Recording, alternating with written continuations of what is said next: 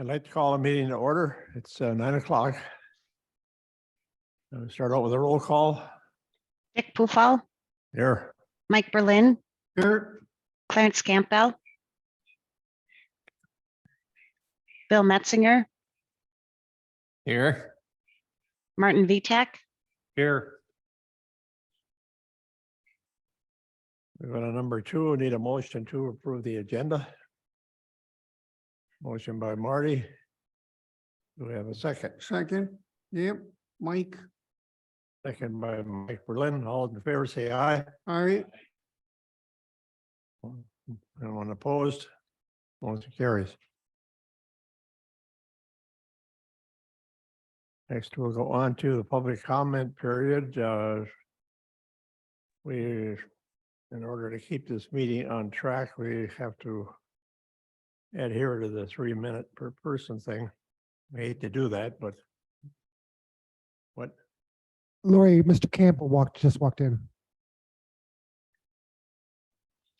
thank you. Anyone for public comments?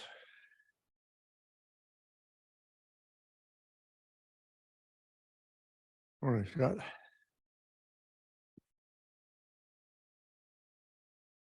Scott Bredding, 66758 Bayfront Road, Ashland, Wisconsin.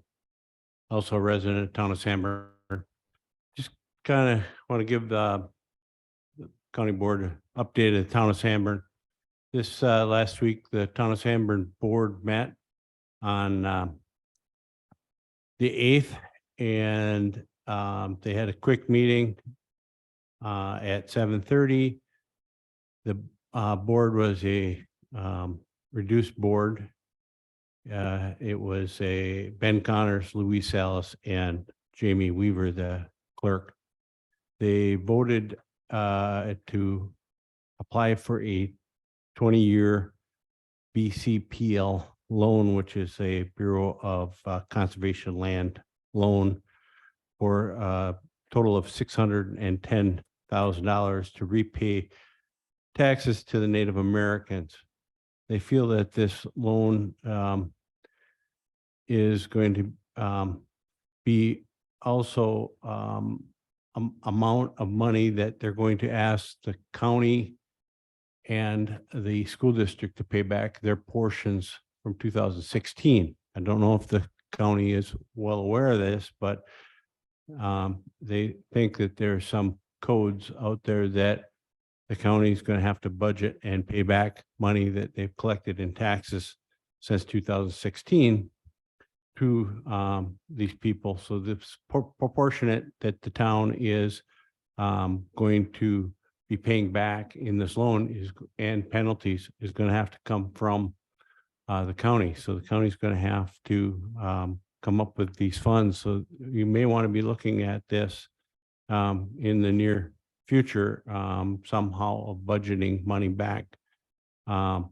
It's in the tune of over $1 million, but max that the town can levy right now in a loan is equal to their proportionate of value. They voted this in and are hopefully going to get this loan, according to them, by the end of the month. And then they'll distribute the money to the natives that paid taxes since 2016. Making you well aware of it, but I don't see any other towns that are doing this, and I don't see any other areas within other areas in the state that have taken this drastic step yet. But it needs to be discussed and talked about because it's happening in the town of Sanborn, and right now it's on the back of the taxpayers. So just to make you well aware of it and what's happening there. So I see it's on the agenda later for discussion. May want to have some future discussion with the town. They feel that there is state code to support this.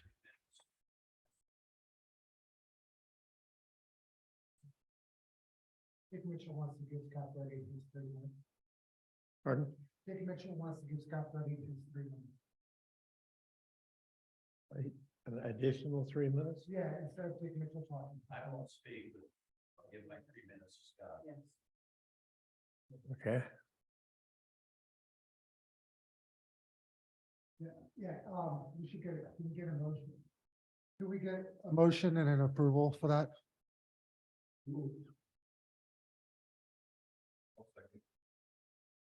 motion by Mike Berlin, seconded by Bill. To extend the time another 3 minutes, right? Yeah, in place of Dick Mitchell. If you, all in Okay, favor? All in favor? all those in favor? All right. Motion carries. So it's my understanding that the town of San Bernardino is being advised by both the Department of Revenue and the state Attorney General's office through the governor's office of doing this loan. So you may want to at least contact them to find out what your exposure is and what you're gonna have to do to repay some of this loan back, because they're claiming, at least in the meetings, that there is some culpability and liability for the taxpayers of Ashland County to pay back some of these funds. So I don't see them here and I don't see them discussing it. But I go to the meetings and I hear them talking about it, but I don't see them here talking to you about it. And unfortunately, it's going to end up on somebody's lap at the last minute, and I don't see it happening in the forefront, at least. So fair warning.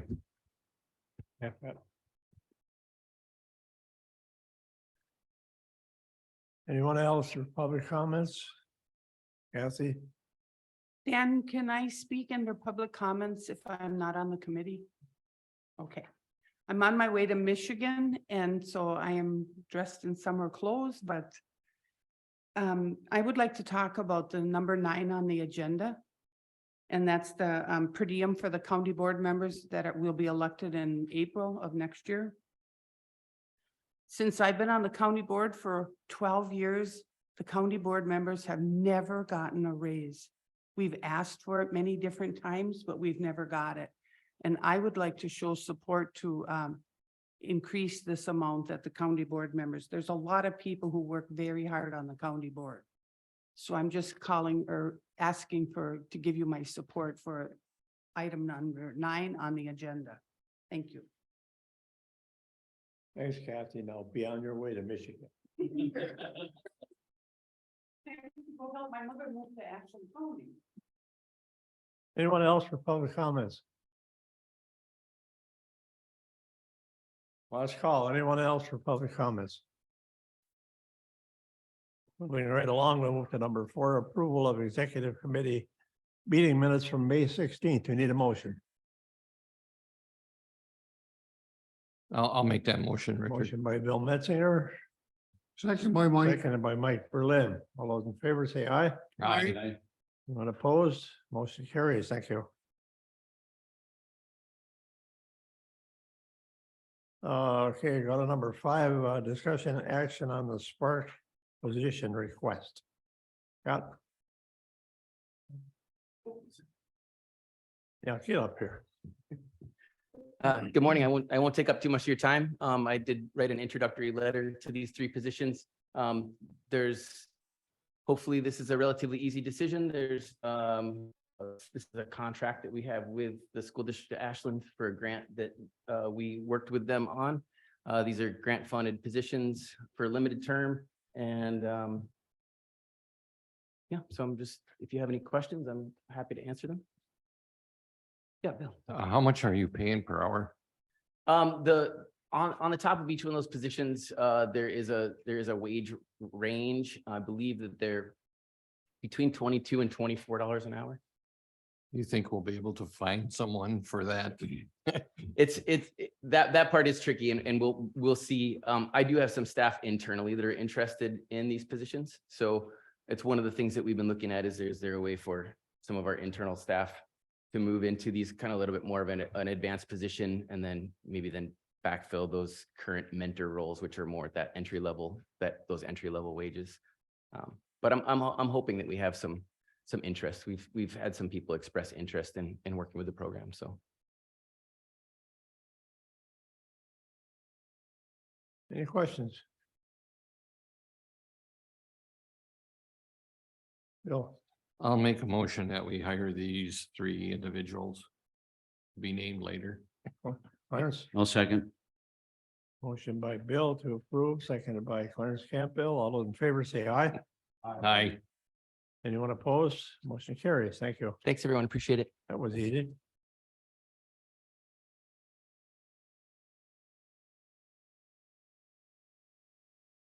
Go to number 6, discussion action, land conservation position request. Good morning, everybody. Mary Jo Gingras, Ashland County Conservationist. I did include a letter in your packet that was dated from May 17th. I'd like to talk to you today about a position that we currently have with the county. The position is a split position. It's a agriculture technician and wildlife damage coordinator.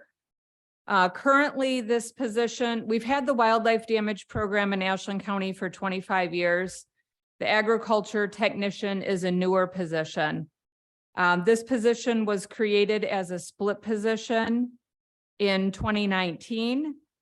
And it was created as a split position because at that time, both of these positions were part-time work.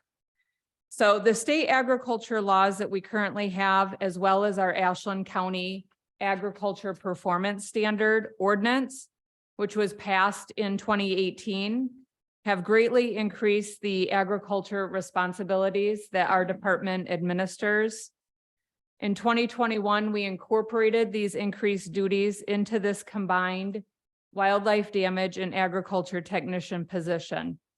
And as I mentioned, we've hosted the agriculture damage position for 25 years. That position provides technical assistance to producers in Ashland County for damage that they receive from bear, deer, geese, turkey, and now elk. The position is funded, this position, the Ag Tech Wildlife Damage, is funded 50% from the state for the wildlife duties, and then 50% with a federal grant that I received for agriculture technician. Last year in 2022 was the first time that we had elk damage claims in Ashland County. This created exhaustive work and unsustainable work to maintain this as a full-time position, a split position. So the person that's working in this position had 143 hours of overtime last year, which is not sustainable for a person to continue working a split position under these conditions. The Wildlife Damage Program is a program through the Wisconsin Department of Natural Resources, the Wisconsin DNR. It can be administered by the state. So although we've been able to administer this locally for 25 years, there are 53 counties in the state that the state administers the program in. So my proposal is that we would turn the wildlife damage program back to the state next year. We would maintain our agriculture technician position as a 100% full-time position in the county. We have more than enough work to sustain this person full-time. And then we would apply for our federal grant that we're currently getting. But this grant in the last 2 years has not been funded 100%, which would mean that the county would need to pick up a share of that position.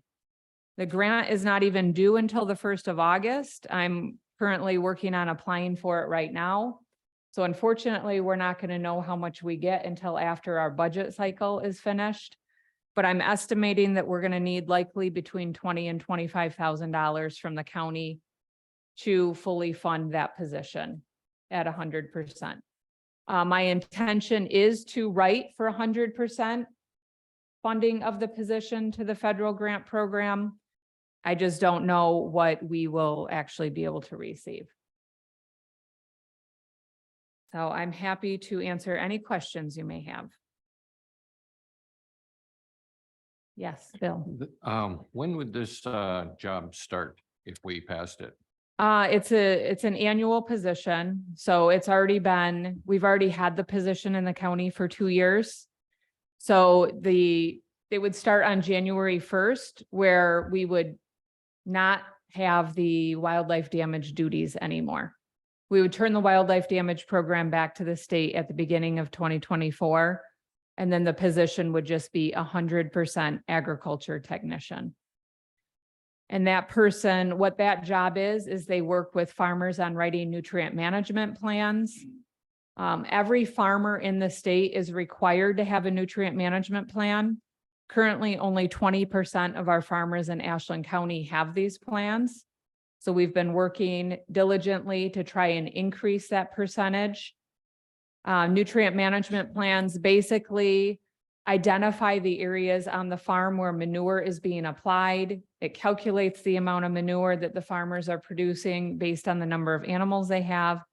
And it ensures that cows are kept out of the creeks, stream banks are fenced, so animals don't have unlimited access to waterways.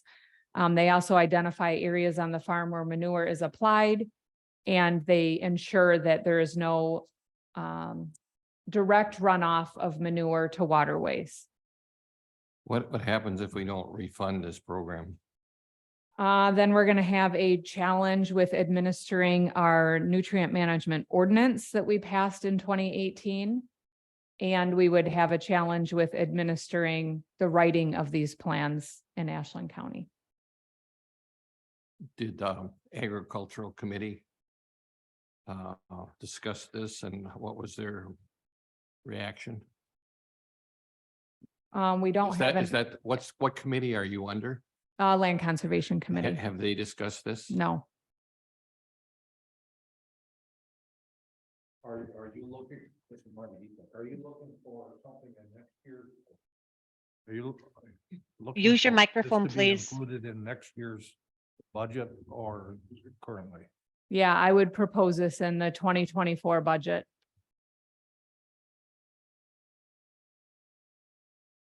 Any more questions? Mike? I would endorse this recommendation, because it's something, with the exception that perhaps, is it necessary to go to the Land Conservation Committee prior to coming to us? No? I don't, No, this is the personnel request, so it comes to this committee. Then I would, Yeah. Yeah, all personnel requests come to this committee. I would motion to proceed with the recommendation. Absolutely. and I will have this on our next committee agenda as an update for the committee.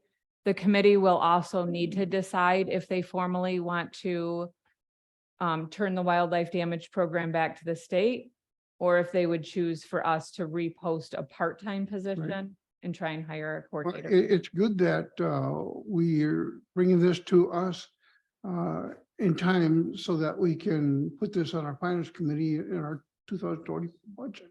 It's not a drop of the hat at the last minute type kind of thing that Correct. we can plan. Yes, Excellent. proactive. Thank you. And I still have every intention I will be applying for a grant for 100% funding. And there is the possibility that we may get it 100% funded, so then the county would not have to pick up any share of this position. I just want to make the county aware of what's going on with this position and, get some advice upfront. This is Marty Vitek. I'll second the motion. We have a motion to approve by Mike Berlin. And second by Marty Vitek. All those in favor say aye. Anyone opposed?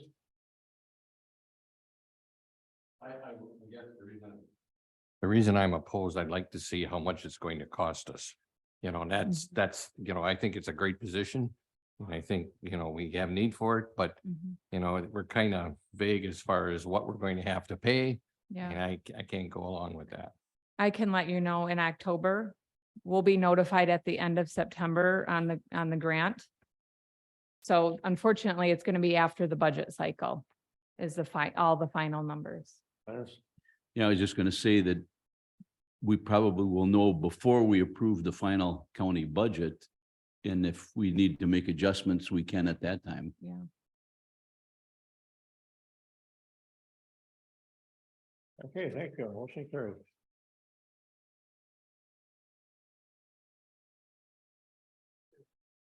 With a number 7, grant writer request.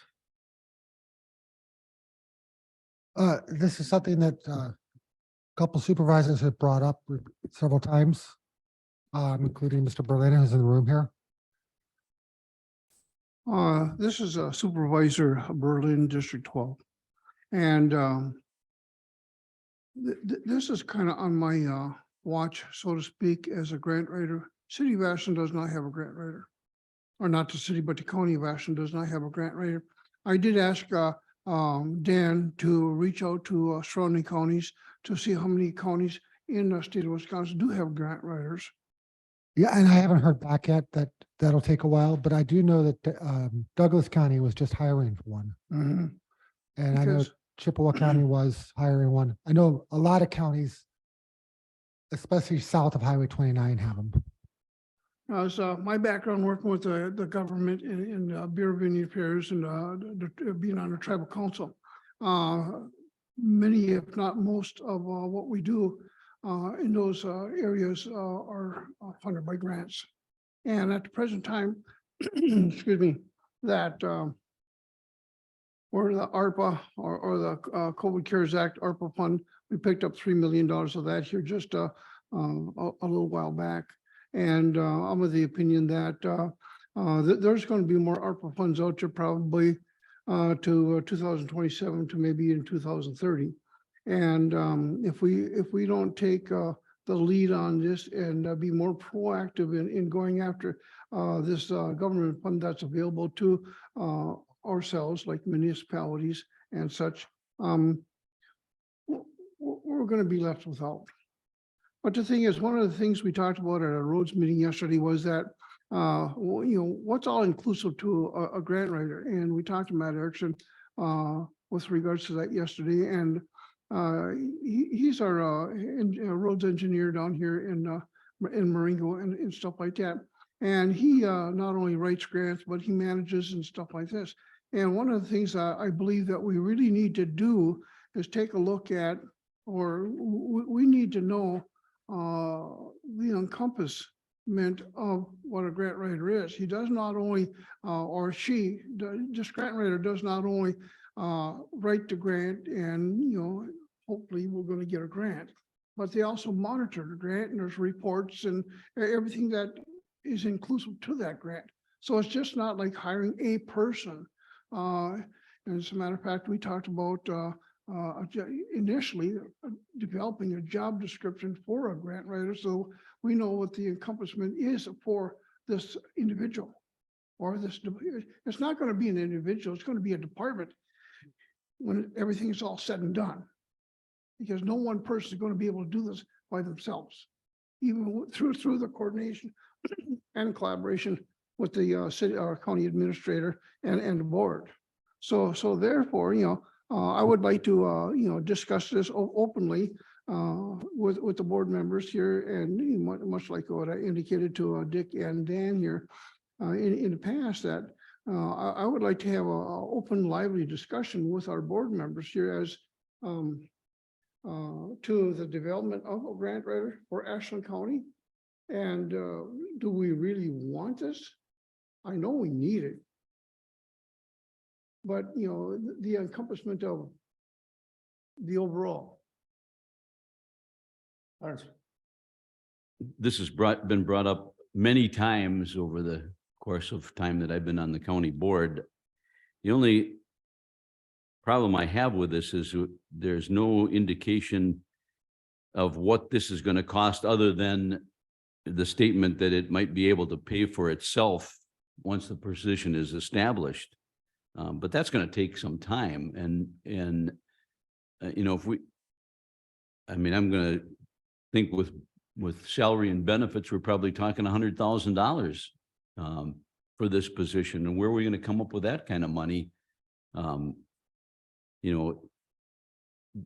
pay for this position until it's established. I mean, how long is that going to take? I mean, there's nothing in here that gives us any indication as to how long this is going to take and what this is going to cost until this position is established. Yeah, and as Supervisor Berlin said, this is for discussion really. But you're correct, it would cost at least $100,000 with benefits. The postings I saw out there were wages were around the 70s.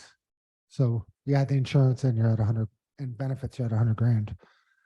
For duties, yeah, Supervisor Berlin is correct. I mean, the person would have to administer the grant too. And that's where the real work is. It's not just looking for it and applying it, it's the administration of the grant. As Mary Jo just said, smiles.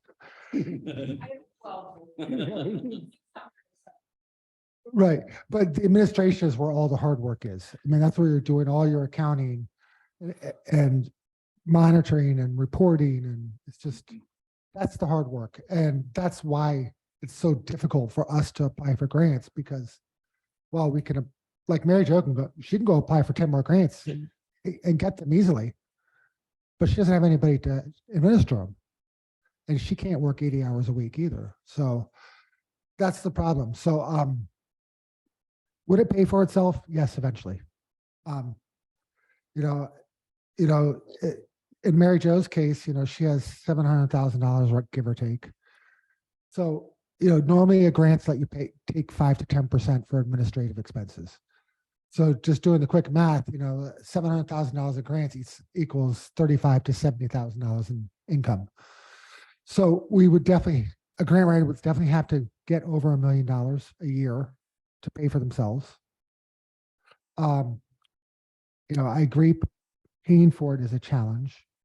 We're lucky that we still have, well over, even after we do the building repairs, we'll still have well over $1 million in ARPA funding left that we have to obligate by the end of next year and spend by the end of 26. So ideally, we could pull some money from there to fund a position while it gets started. The way I look at it as a grant writer position is it's also economic development. Whenever you apply for a grant to improve your services or your structural improvements, be it roads or shoreline, like we're looking at doing in La Pointe, that's still economic development. That brings people here and improves the facilities for visitors. We're talking about a science center.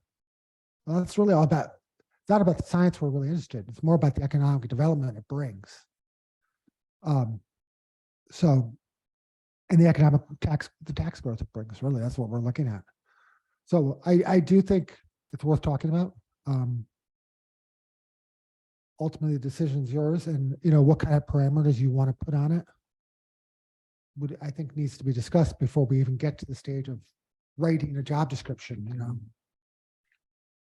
And do you have a handle on cost of this? Say for the first year, whatever, until it kicks in? Well, we're looking at probably about 100 grand altogether. What's 100 grand altogether with wages and benefits. That would be conservative. Yeah. Yeah, to get an experienced grant writer who really knows what they're doing would probably cost more. But then once again, I believe, I'm of the opinion, nothing ventured, nothing gained. Much like what Claire said indicated, this board has talked about this many, many times over the years. And we've just never had, we got a few dollars that I believe we can venture into that area at this point in time. We're not a rich county, mind you, but I think beneficially, this is something that we need to venture toward. Could we use ARPA money? Yes, we could use ARPA money. Well, this is an economic development tool. Yeah. Mr. Metzinger. Richard, Pardon? who writes the grants now? I know some individual offices do, but do we have anybody that if I was in an office and no one wrote grants in that office, do we have anybody that would take the handle on it? Does your office do any of that? No, we don't do any grant. Each department handles the general recurring grants. So every grants that you get every year, they do that. Yeah, yesterday we had a highway department meeting and I asked the highway commissioner how much time he takes as far as to apply for the grant and administer the grant. And he said probably about 15% of his time. Is there going to be certain departments that, let's say Mary Jo, does she spend 20% of her time writing grants? And then what's going to happen to that 20% of the time? Does she have enough work for that 20% of the time?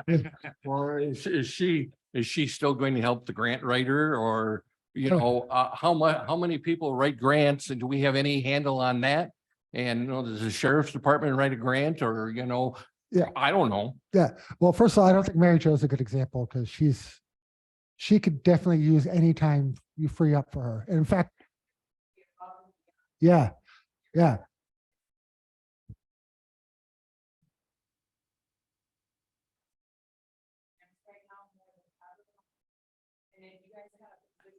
Microphone, please. That's well said. Thank you. Yeah, No, I was just going to say, Health and Human Services is kind of the same as Mary Jo and every other department. You know, the supervisors are constantly looking for grants, but some of it is limited by the time that they have to do it. yeah, yeah, and it's really the ability to administer the grant is where the problem lies. For the most part, you know, the directors, managers, those are recurring grants. Right. And much like what Yeah. Clarence is saying here, if we had a grant writer on staff full time, that person would be as busy as they want to be. George Passat. What are you requesting, Mike? Did we research this further and pass it on to the county board or what? Well, obviously, we got to research it further. I'm not looking for no decision today. Okay, I'm not looking for no money today. Just, if we, I'm not even sure if we want to take it to the county board for, or do we want to continue to expedite this, or do we want to continue looking at this? Or you know, obviously, we need to put a plan together. We need to put a Yeah. job description together, you know. We can work with some of our staff like Mary Jo here and stuff like that. So this is what we do.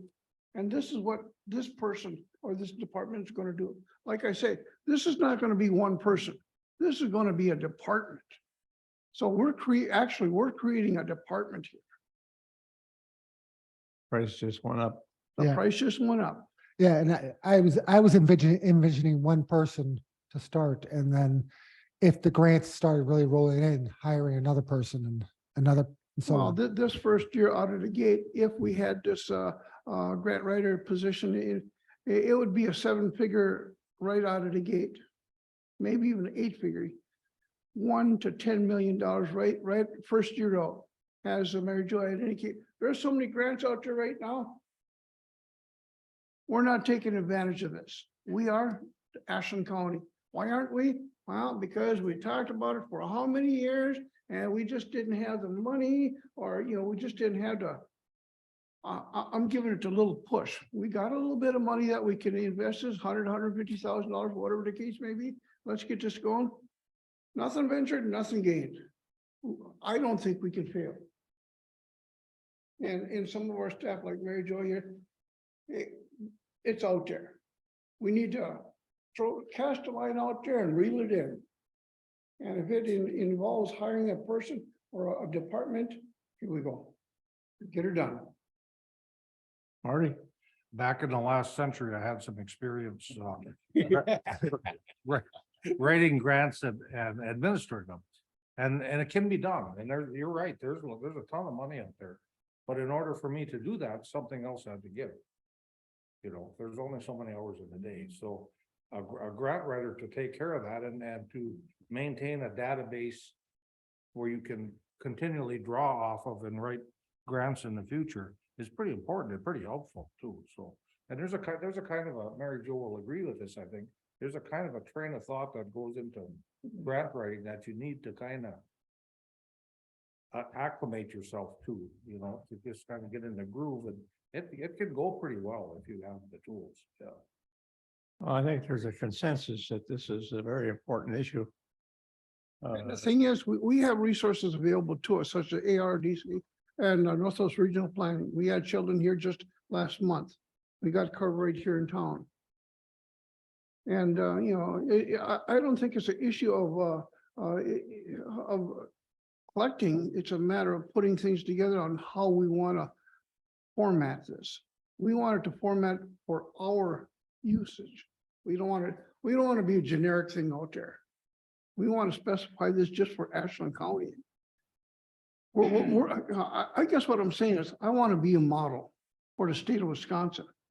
That's kind of bold for me to say, but down and out, that's what it's going to be. We're going to be a model, and you're going to have other counties going to want to do the same thing behind us. Bill, I would like to table this until the next meeting when we have more information.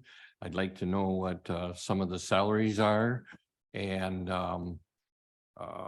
you know, just more information, you know, and so before we take it to the board, I don't want to take it to the county board and then have it shot down and say, well, yeah, we don't know about this and we don't know about that. Before we make a decision, I would like to see some, you know, idea what people are getting paid, what their responsibilities are, and like how much grants did somebody with a grant writer take in? You know, that would be real helpful. If, you know, whoever has a grant writer says, you know, we took in $5 million. Well, hey, that's a no brainer. We should get that $5 million. So I guess I'd like to make that motion that we table it until we get more information. I'll second that motion. Can I ask you guys to hold off? Mr. Bissay is online and wants to speak. George Bissay. Oh, sure. Go ahead, George. Thank you for recognizing me. I just wanted to add to Mr. Berlin's comments by saying, you know, there's a teaching element of having an expert on staff, because we may have department heads who would to likely look for a grant or apply for a grant and maybe a little bit intimidated by the process or not know how to go about it. And having someone on staff dedicated to this process could be multiply the effectiveness of our department heads in going after grant money.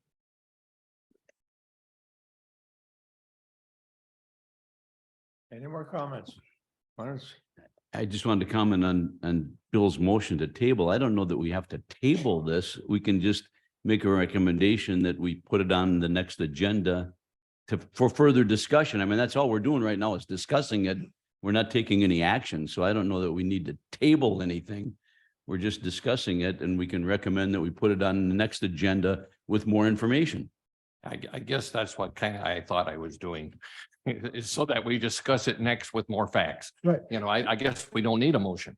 Right. I'll withdraw my motion if it's inappropriate. I'll withdraw my second and we'll move right along. Right. And to stress, the purpose was is to get the topic out there, you guys talking about it and finding out what you really wanted. Did you want more information? Do you just want to kill it right here and then? So I have, and just so we get what everybody wants, so we're What not, we want to do is motion to move forward on our information process. right. So we want salaries, job descriptions, samples, Duties, responsibilities. how much grants are received? Is there anything else you guys particularly want? Further clarify suggestion here. Microphone. We just. Microphone.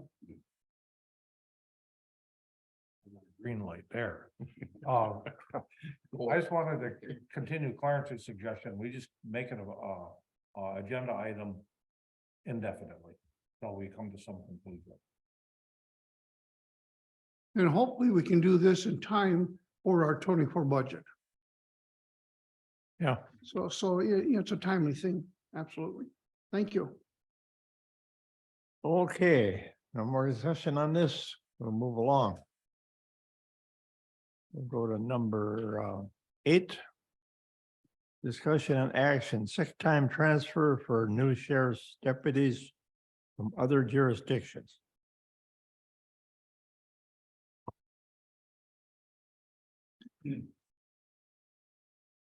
Uh-oh, the boss is here. Shape up here, guys. Brian Zupke, Sheriff for Ashland County. So right now, I think nationwide, it's a struggle for finding law enforcement deputies or police officers. The trend now is sponsoring people with us actively recruiting. I mean, going out in the public telling people that we'll send you to school, it'll be paid for, your wages, benefits and everything else. Not like it used to be where you have applicants, when I started, it was, you get 100 applicants and you weeded out 3/4 of them. Now you're lucky if you get a couple, and hardly any of them are certified. So basically the trend in Ashland PD as well, they've sponsored their last, I don't know how many, with zero experience or anything else. So I think to leverage our recruitment right now, what we're requesting is talking to some other officers in the area that actually are veterans that they build up sick time in each agency. Ours maxes out at 960.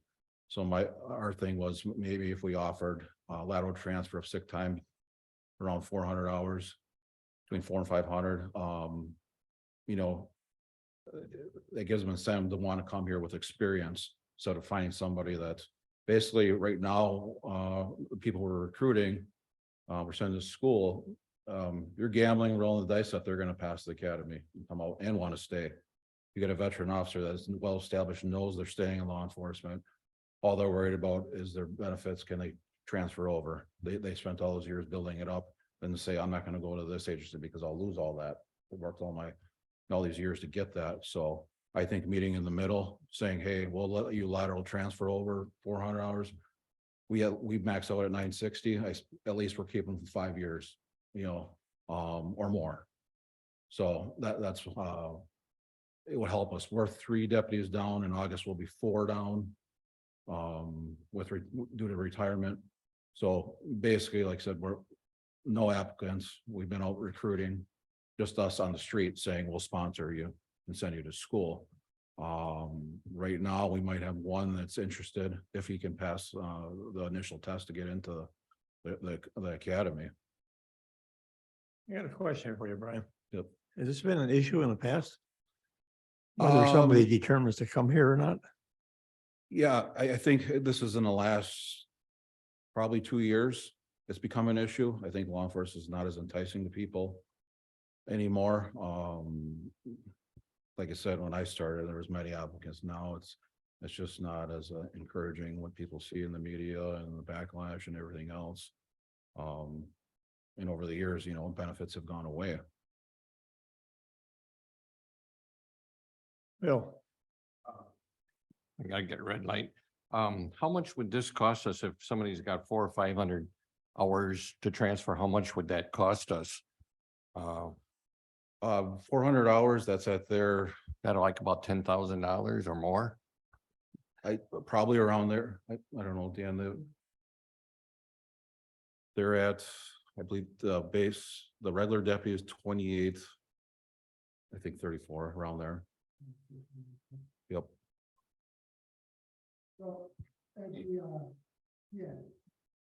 The second part of the question. 12 to 15,000. Okay, second part of the question. If someone transferred over and we took in their hours, are we guaranteed them staying so long, or are they going to go ahead and collect their salary and then leave? Do they have to sign something where they have to be here at least a year or something like that? I don't know. We could consider that with sponsoring like new recruits to go where we're sending the academy. We're gonna draft something like that up as well. So I would assume we can do the same thing for a lateral transfer of sick time as well. I think what you could do is you could say you're awarded your the sick time from your old jurisdiction after 1 year of service. That way you're not getting into any weird contracts. It's just, you're saying you're here a year, then you get that sick time.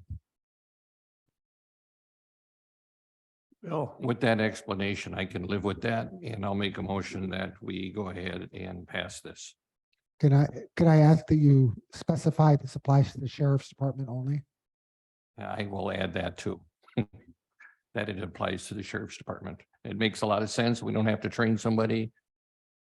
Clarence, I'll second that, and then I'll ask a question. Are we, no, it says $400 to $500, so are we just transferring all of their accrued sick time with their previous jurisdiction? Or let's say they have 600 hours accrued, are we only gonna transfer whatever we say in?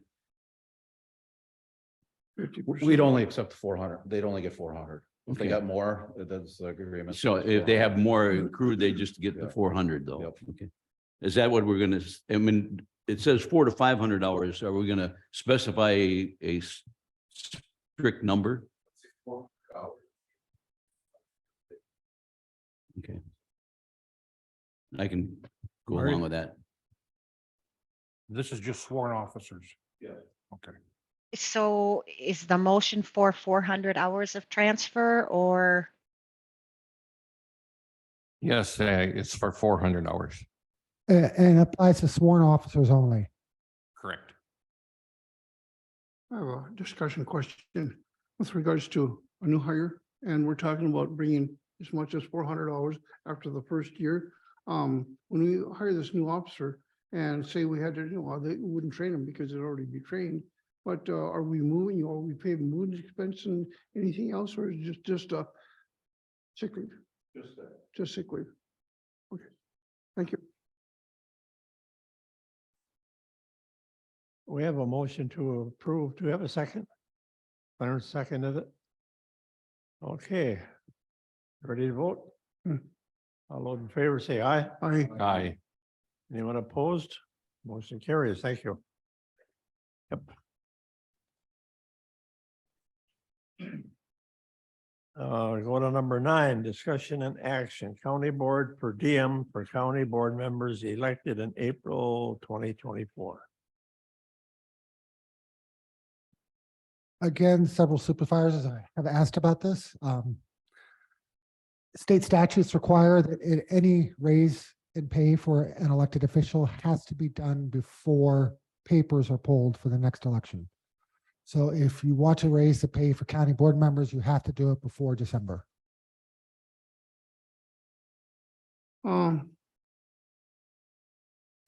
Mike, Okay, this is Mike.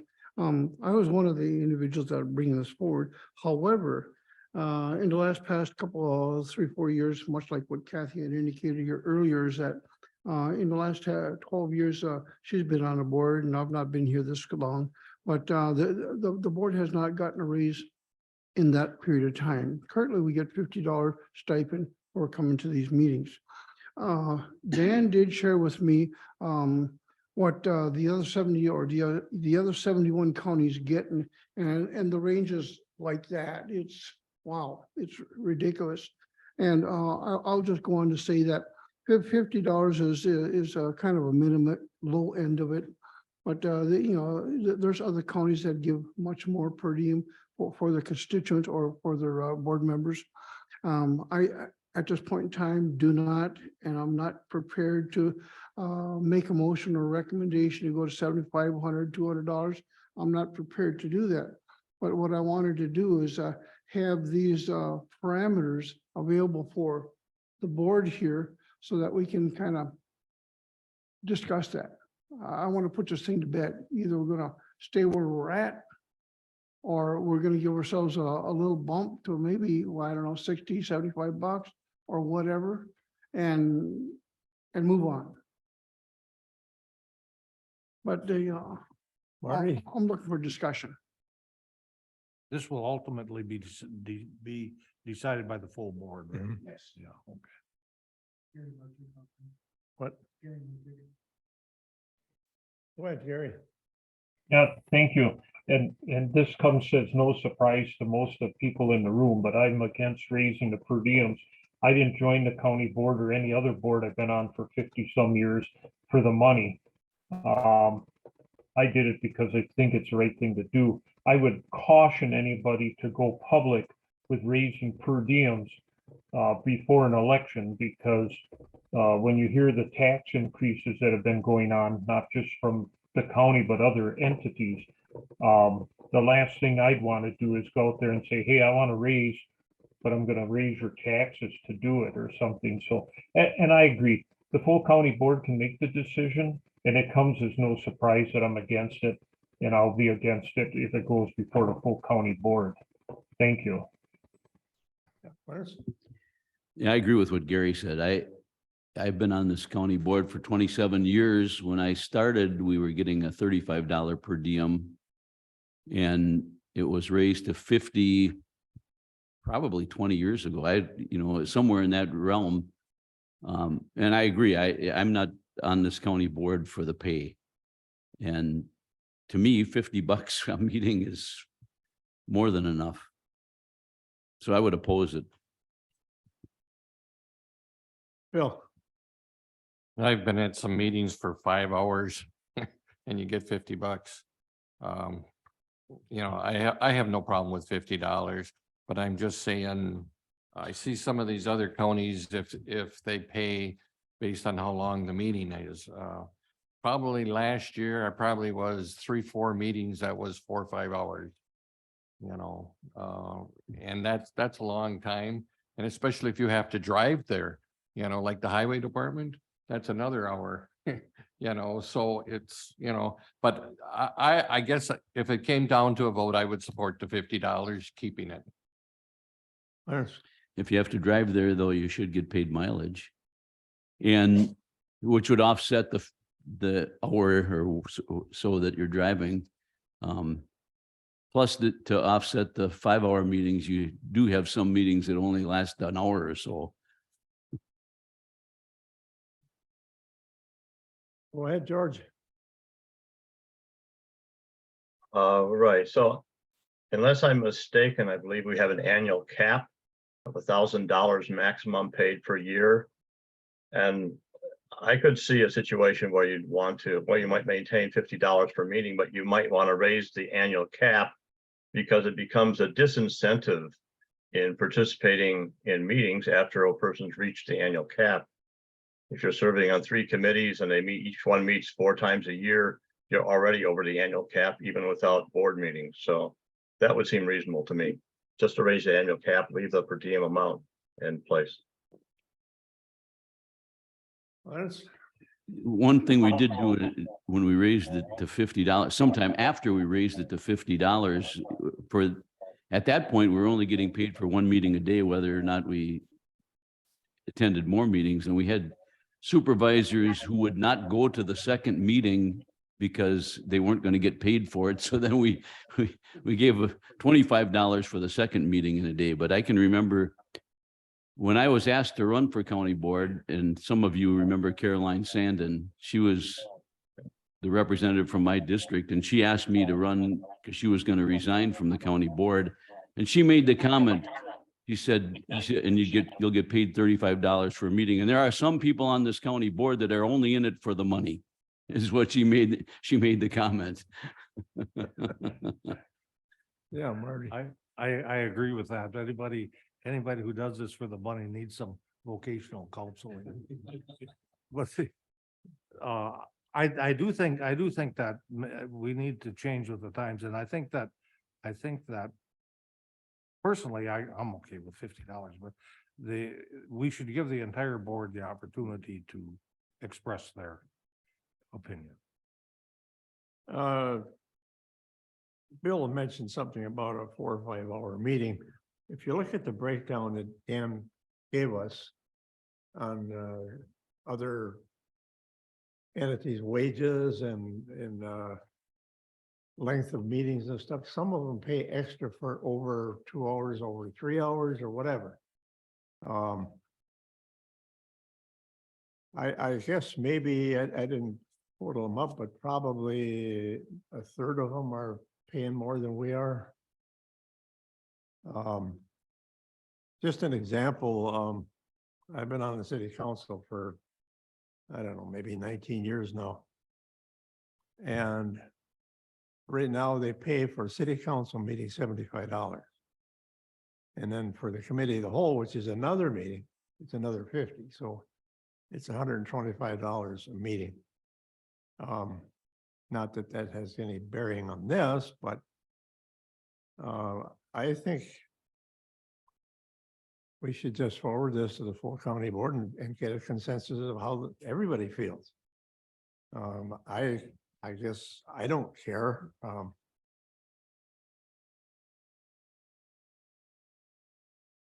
What do you guys think?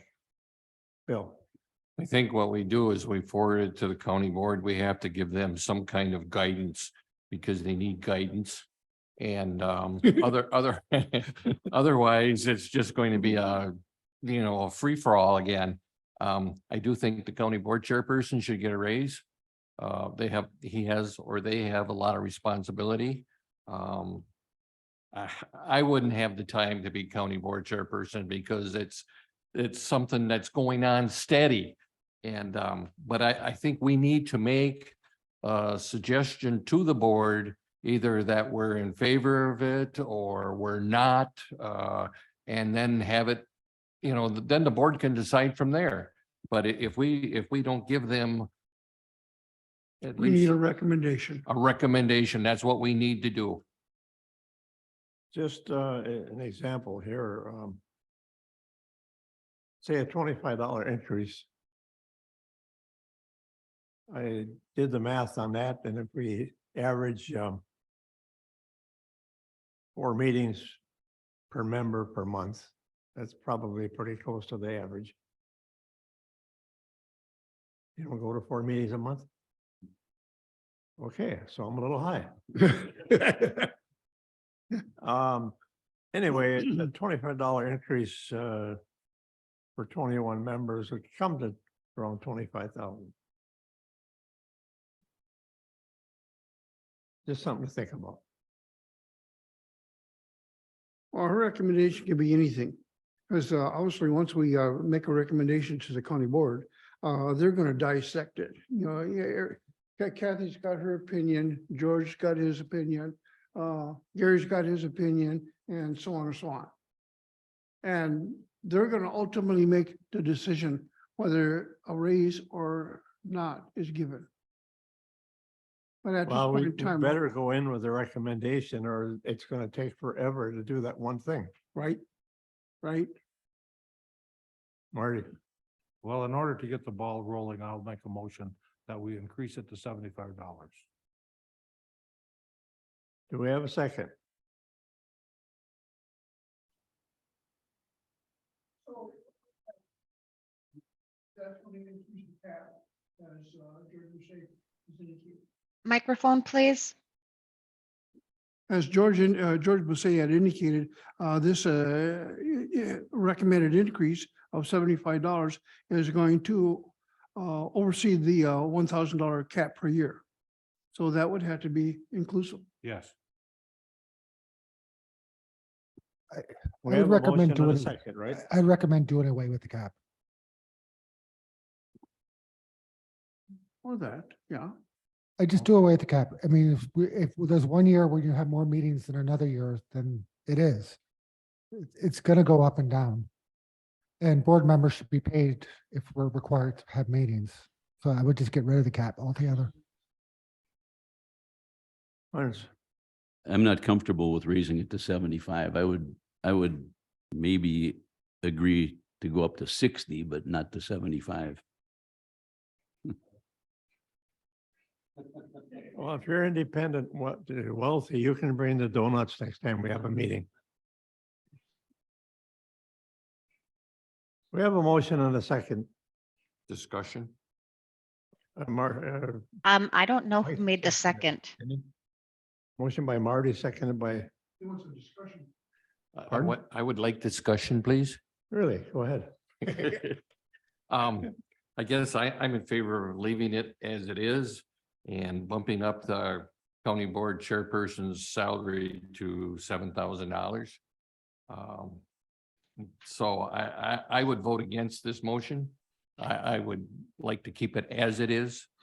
And but raise the county board salary to 7,000 because he always buys donuts. That's a whole separate issue. Oh, that's a second issue? Well, yeah. Okay, it- sorry. The only agenda item is the per diem.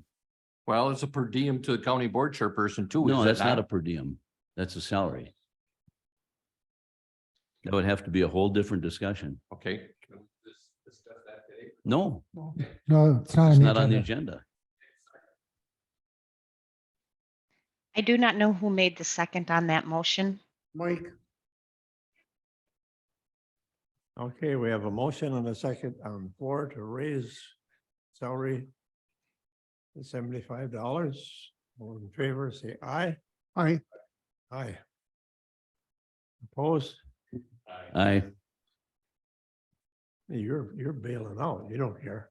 I'm not bailing out. I love being on the county board.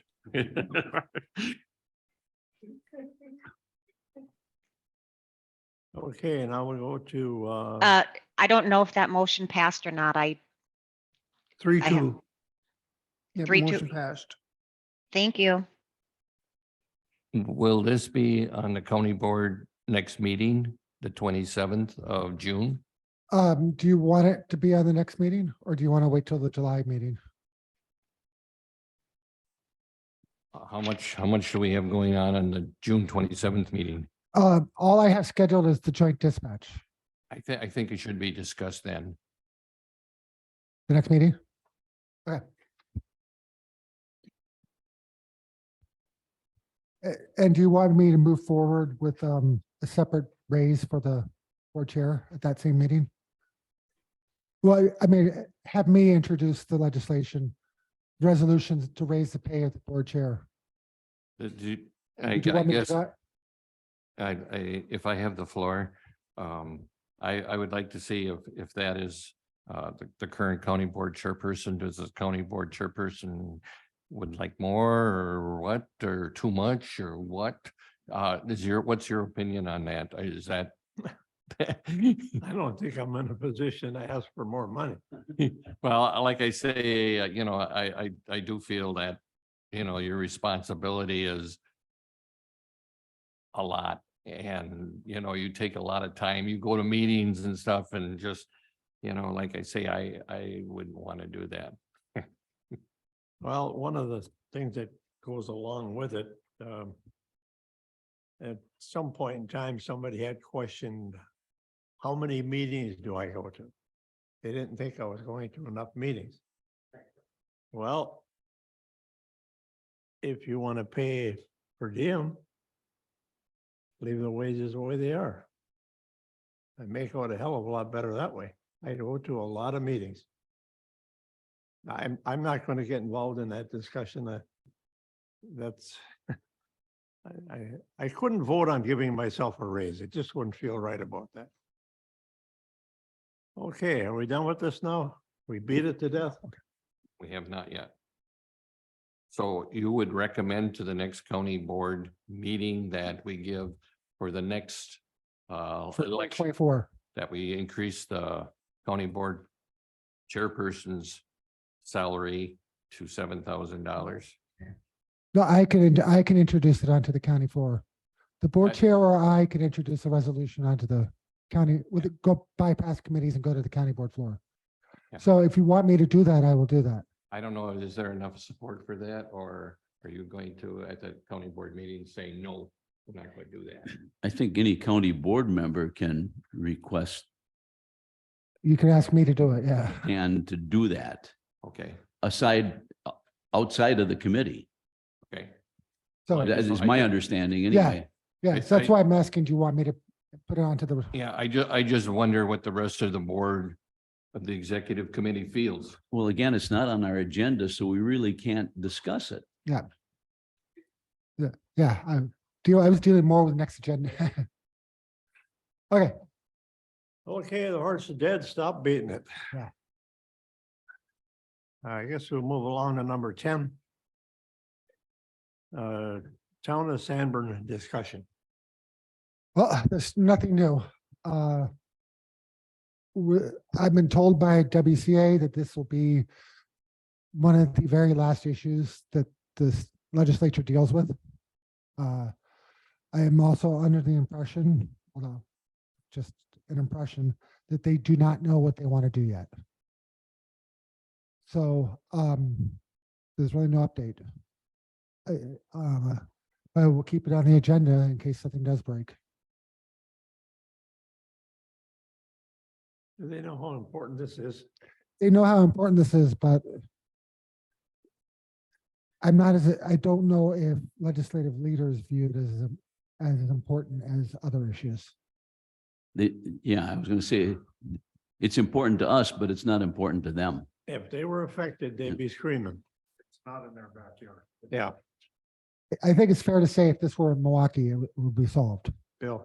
I would like to make a request that our representatives, Chance Green and come attend the next meeting and put this on the agenda for discussion and have them give us an update and advertise it that they're going to be here. Let them know if they're going to be here. And I don't know if they're going to have any sessions coming up where they're going to make any decisions in the near future. Or is it going to be off until October? Because I'd like to see them come here and, maybe invite the town officials too. And just see, let's talk about it and get some discussion on it instead of somebody saying, well, we're not going to do nothing now. Something's pending. So I'd like to have somebody bring it to the table and, the tribe, the town, the county board, I can ask them. I do know that if they do something, it will be a separate piece of legislation. They're breaking up some of the appropriations parts and policy parts into separate bills. So like, something I was gonna get to later, but as an example, the shared revenue portion is actually supposed to pass the legislature and go to the governor this week. So they're breaking things up. So there will be another bill that this would be attached to if they do it. As far as, and I guess it's part of this. So, but the way the budget is well, yes, the year ends at June 30th because they go on July 1st to June 30th calendar. But state statutes also say that if you don't have a complete budget deal in place, the numbers from the current budget year carry on until they have an agreement. So there's no hard deadline for them to get anything done. So this could carry on into July easily. well, if we schedule another meeting for like August where we will know more? Oh, Have that on the agenda like in August then they should know. Well, I could still ask them to come to the meeting and they can give you an update as where they are and what they think is going to happen. Be good. Yeah, I mean, and then they can, and I'll let them know they can talk about whatever project they want to talk about.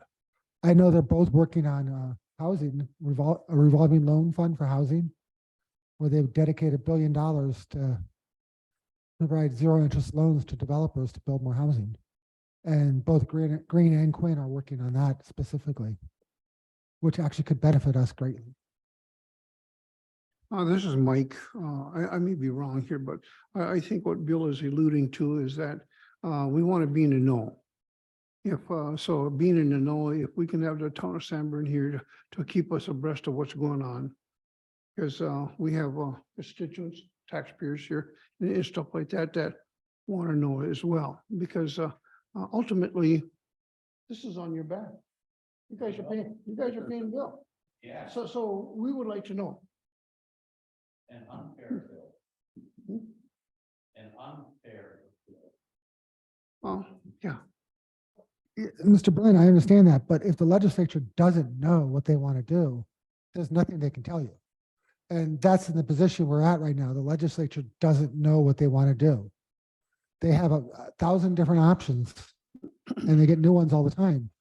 So they have not decided the best way to approach this, which could be, it could be everything from a complete absolute fix that makes everyone happy to doing absolutely nothing.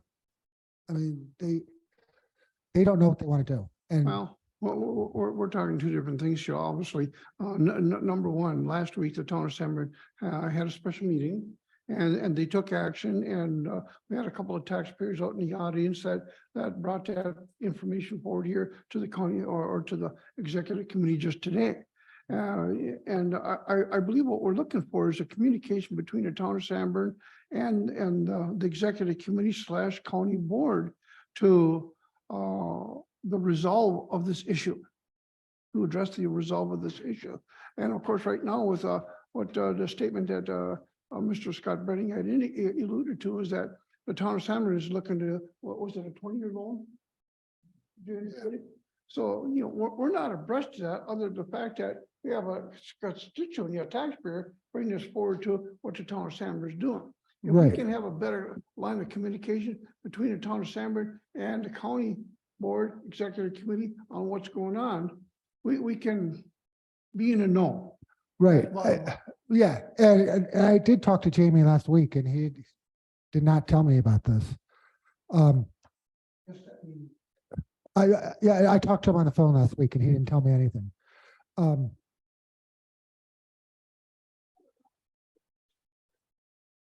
Oh, yeah. We're right. Right. And I check in with Jamie once every couple of weeks to find out how things are going there. And, you know, and he did not tell me they were doing this. And that's the way that is. I can tell you, I don't think they're going to get the loan. I can also tell you that the legislative council for the state legislature says that there's nothing in that court decision that says anybody has to be paid back. And that's the position the legislature is likely to take. So they're not going to let the town of Sanborn take that loan. That's what happened with the $1 million loan they were trying to get. They took the position that there's no back payments due because that's not in the court decision. And I spoke to Secretary Barker. He said the same thing. I think what Mike is talking about is Civics 101. If these gentlemen hadn't come this morning, I would have no idea that happened. Yeah, I didn't either. Like I said, I talked to Jamie last week. He didn't tell me they were doing that. Bill, I think we need to convey the fact that this is very important to the county and the people that live in the county and the town. And I think by having the politicians there, I think we could put a little pressure on them saying, hey, what are you going to do? You know, hey, do you even know what we're talking about? You know, which who knows if they do? You know, so I think we have to make them aware and it's their job to represent us. And if they're not representing us, then they don't need to be there. You know, so I think we need to have them here. And if there's something we need to do or bring to them so that will help make their decision, we need to do that. And, you know, to have all the parties here, that would be great. I agree with you, Bill, 100%. I think they have to have, I guess, a hands-on experience, I would say, with people who are actually going through this. What the hell would you do if that happened to your taxes? Put the shoe on their foot. And maybe we can build a fire under them so they could get something going down in Madison. Clarence? I agree that they should come to our meeting, but I know Dan has been in communication with both of our representatives numerous times. And he's also gone to Madison to meet with them. And as far as I understand from Dan's discussion with them, they're on our side, but they're only two of, you know, a whole bunch of representatives down there, and there's only so much they can do. Yeah. When they're opposed, you know, probably by everybody south of Highway 8. Yeah, I mean, I've been told that they're going to introduce a budget motion to take care of the counties and school districts and towns for all the money lost. So for us, that's several $1 million. The total budget motion is going to be about $5.5 million. But, you know, they need their colleagues to vote for it too. That's the thing. So they are going to do that. As far as what happens to the taxes, again, the legislature has no clue right now what they want to do. They can't agree amongst themselves. But again, Senator Quinn and Representative Green can tell you where exactly they stand on that. You know, we have other politicians in the state besides those two. Maybe it wouldn't hurt to invite the whole, whole smear and see who comes and, and just say, hey, this is important. Quit passing the buck. Do something, make a decision, so I guess the more politicians we can have here and the taxpayers and, the other county board members, let's get everybody's input. And if they don't come, well, okay, at least we invited them, and I guess you got to look at it that way. And we're northern Wisconsin. Well, these guys, these two new legislators wanted that job. Now, this is why you got in the position to make these kind of decisions, to get things going. And I think it's a really good idea to have them here. We can't twist their arm. If they can't come, they can't come, but we have to put the ball in their court. What the hell would you do if this happened to you? Move to Michigan? What would you do? Something's got to be done. Okay. We beat that one to death.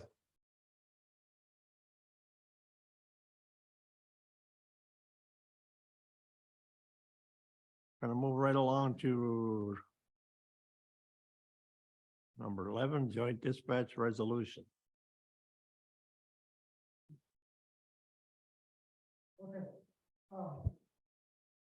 Sorry, it didn't make it into the packet. So and this will come up, this will go up directly to the board. So as I said earlier, or at the county board meeting, I think it was last 2 weeks ago, we received the award from the Department of Military Affairs for our joint dispatch. It's a couple dollars shy of $700,000. It's like $699,213 or something. It's about $200,000 more than we expected. The grants were capped at $500,000 and we got 700. So Mark and I are still tweaking the resolution, and the intergovernmental agreement. I think it's mostly done. I think I got all of our changes in there. There are mostly some grammar changes and the divorce clause. They originally had 18 months in there. I wanted to push to 20 or 24 or 36, because I believe that if there was such an event to occur, it's going to take that long to get new equipment for whichever PSAP needs it. We're going to start the agreement off at a 50-50 split for expenses. After a couple of years, when we have real data from the new PSAP, we'll look at changing that funding ratio. So if Bayfield County has, and we're going to change the criteria too. It's not like a cop calling in for a traffic stop. It has to be an actual dispatch event.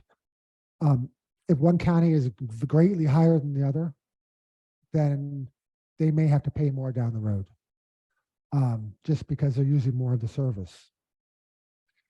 So I guess this is what we'll be voting on January at the end of the month. Where the heck is I knew I put it in here. Okay, sorry, I didn't get included in the packet. I have, although I see Chair Pufal's looking at it, the resolution. Yeah, it's just not online. So sorry, it's kind of hurry up. So that resolution is essentially what's going to go to the county board. There may be just a couple language changes between now and then. Oh, If there is any major changes to this, they would have to come back to the county board. Because time is of the essence, we have to get this all approved by the June 30th. Yeah, but once this is approved, Once this is approved and signed, and let's say now we say that Ashland County got 75% of their calls, then they would have to come back to us to address that issue.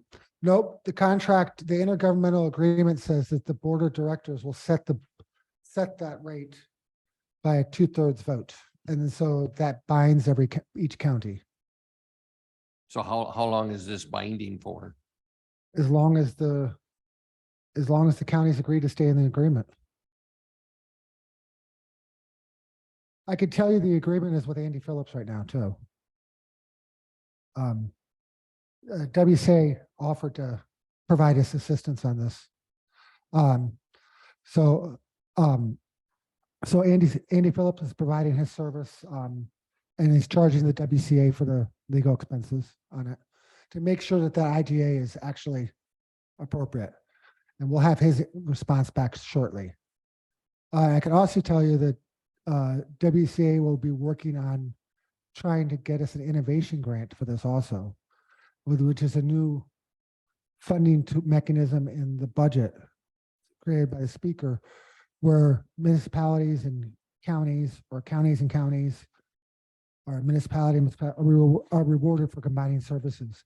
So there is a possibility of another grant coming down the road after the budget passes. And WCA will be working on that too. Bill, I make a motion that we pass this joint dispatch resolution and that we forward it to the county board. Marty, have a motion by Bill to approve the joint dispatch resolution, seconded by Marty Vitek. All those in favor say aye. Aye. Anyone opposed? Motion carries. Thank you. Number 12, joint dispatch governance agreement. All right, so that's the actual intergovernmental agreement, or IGA. Again, this is subject to slight tweaks also, but I think it's mostly in place. What? I think this is subject to just maybe a few slight tweaks. But I think this is mostly what it's going to be. It's 99.9% of the agreements in front of you. So do you want to wait until it's tweaked before we approve this? No, I don't, because the county board will get the final version. As I said, if there's any changing at this point, it's because Andy Phillips thinks a few words need to be changed. Okay, we need a motion. Marty Vitek, I'll make the motion to adopt this agreement. Motion by Marty Vitek to I'll second. approve the joint intergovernmental agreement, seconded by Clarence Campbell. All those in favor say aye. Aye. Anyone opposed? Motion carries. Thank you.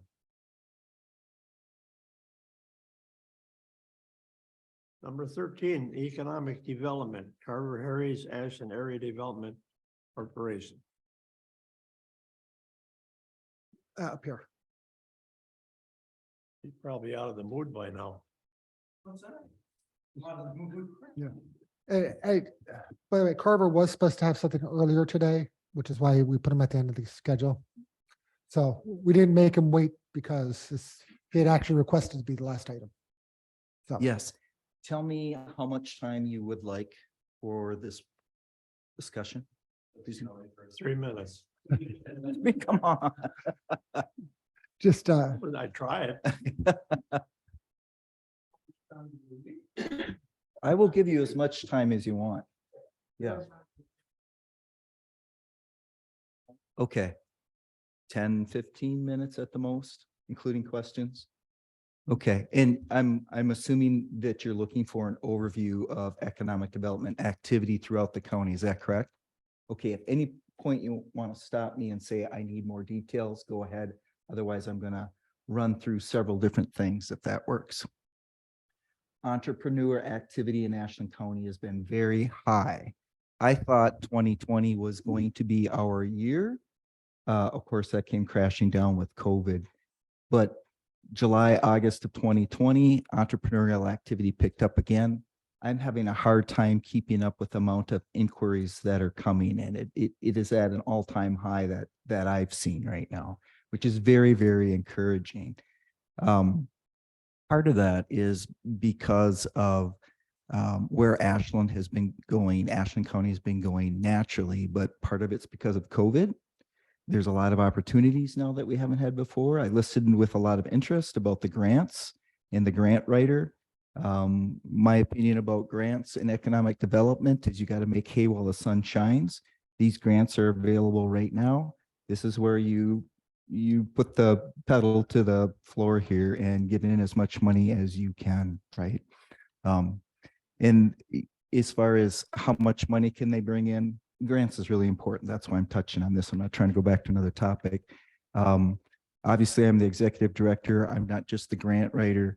And AADC brought in over $2 million just from the grants that I wrote in my time, in my job that I had in 2023. So, or 2022, excuse me. So there's money out there. So we will not be able to see the bounce back grant again. That's the $10,000 state grant that went to entrepreneurs in 2022, 2021, 2022. $10,000 flat grant that went to entrepreneurs that moved into vacant storefronts. Ashland County, I don't have the exact figure, but we were one of the highest counties in the state for bringing in grants for entrepreneurs. Bayfield County did also very well. Governor Evers had put it in his budget, but in their negotiations, it's been taken back out again. So we're not going to see that in 2024. I'd like to talk a little bit about the programs and the projects that are going on in the rural parts of our county right now. There's been a lot of good activity. I'm sure that Dan has been keeping you up to date on the Rural Community Network program. He and I are very involved in that. There's 3 counties that make up the Northern Wisconsin Community Network. So Ashland County, Iron County, and Price County. And this is a USDA program that's meant to help connect rural communities with federal programs because they have a lot of potential to use these programs, but they're not taking advantage of them. So USDA has actually hired 3 to 4 people in the state of Wisconsin to help out these networks. And again, ours is just for these 3 counties. And so we, as these communities in these counties, get to decide what it is that we want to work on. And then those staff that the USDA has hired is going to help connect us with funding sources for it. Our network has decided that we're going to prioritize infrastructure, and infrastructure can include water, wastewater, roads, recreation, broadband. I mean, it's pretty broad. Our first project is going to be down in the town of Glidden, and it is mostly dealing, if I understand, with sewage and perhaps water Yeah, pipes. their wastewater system is. Their wastewater system. Very old and can't handle much capacity. That doesn't mean that's the only project we're going to work on, but that's the first one that we're going to tackle is in Glidden. In Glidden, you also have an entrepreneur who has the experience and the capacity by the name of Lena Matola and her husband, Frank. They are planning on investing a lot of money into the town of Glidden. They are going to be beginning construction on 2 new builds in the downtown area of Glidden. And I think downtown Glidden's going to look a lot different in 5 years from now than it does right now. And that is because of their vision and their experience, but they're also getting a lot of support too from programs like mine and other grant programs out there. So it's pretty exciting to see what Glidden is up to these days. So keep an eye on that. Mellon and Morris, they recently were accepted for the Community Economic Analysis for Rural Wisconsin Communities Pilot Initiative. Drink water after that one. So they're receiving support to be able to develop an economic development strategy for Mellon and the town of Morris. by June of 2024. And they have a very dedicated group of folks from that area that are working on that economic development strategy now. Lissa Radke is very involved in it. I believe Dan's involved in it. So there's a lot of support that they're getting too as they move forward. Of course, they're seeing some changes down there. COVID was very good for Copper Falls State Park. They're moving forward with the walking, biking pathway from Mellon out to Copper Falls State Park. And again, I think Mellon's got a pretty good future ahead of it. Any questions about that so far? Okay, I want to talk a little bit about the large grant that AADC got the end of last year. This is called, well, locally we're calling it the Fund Diversity Program, but this is actually ARPA money that came to the state of Wisconsin. It was given to the Department of Administration to administer. They have a program called the Diverse Business Assistance Program. AADC applied for that grant money through our program that I developed called Fund Diversity. And this is, this money comes to economic development agencies like AADC who support diverse business communities. In our case, our program was developed for entrepreneurs just in Ashland County who live in Ashland County and are starting or expanding businesses in Ashland County. And the entrepreneurs are women, Native American, people of color, or LGBTQ+. There's 3 components to our program. The first one is information and education. We help them develop business plans. We teach them about social media, marketing, whatever it is that they need. The second component of this is mentoring. So we have established business owners in Ashland County who also belong to these diverse communities that are volunteering to help these newer entrepreneurs. And then the third part of it is the capital, the actual money, because these are, as far as the Diverse Business Assistance Program defines it, these are entrepreneurs who historically have not had access to capital to start or grow their businesses in the past, whether it's because of laws or discrimination, or a multitude of other reasons.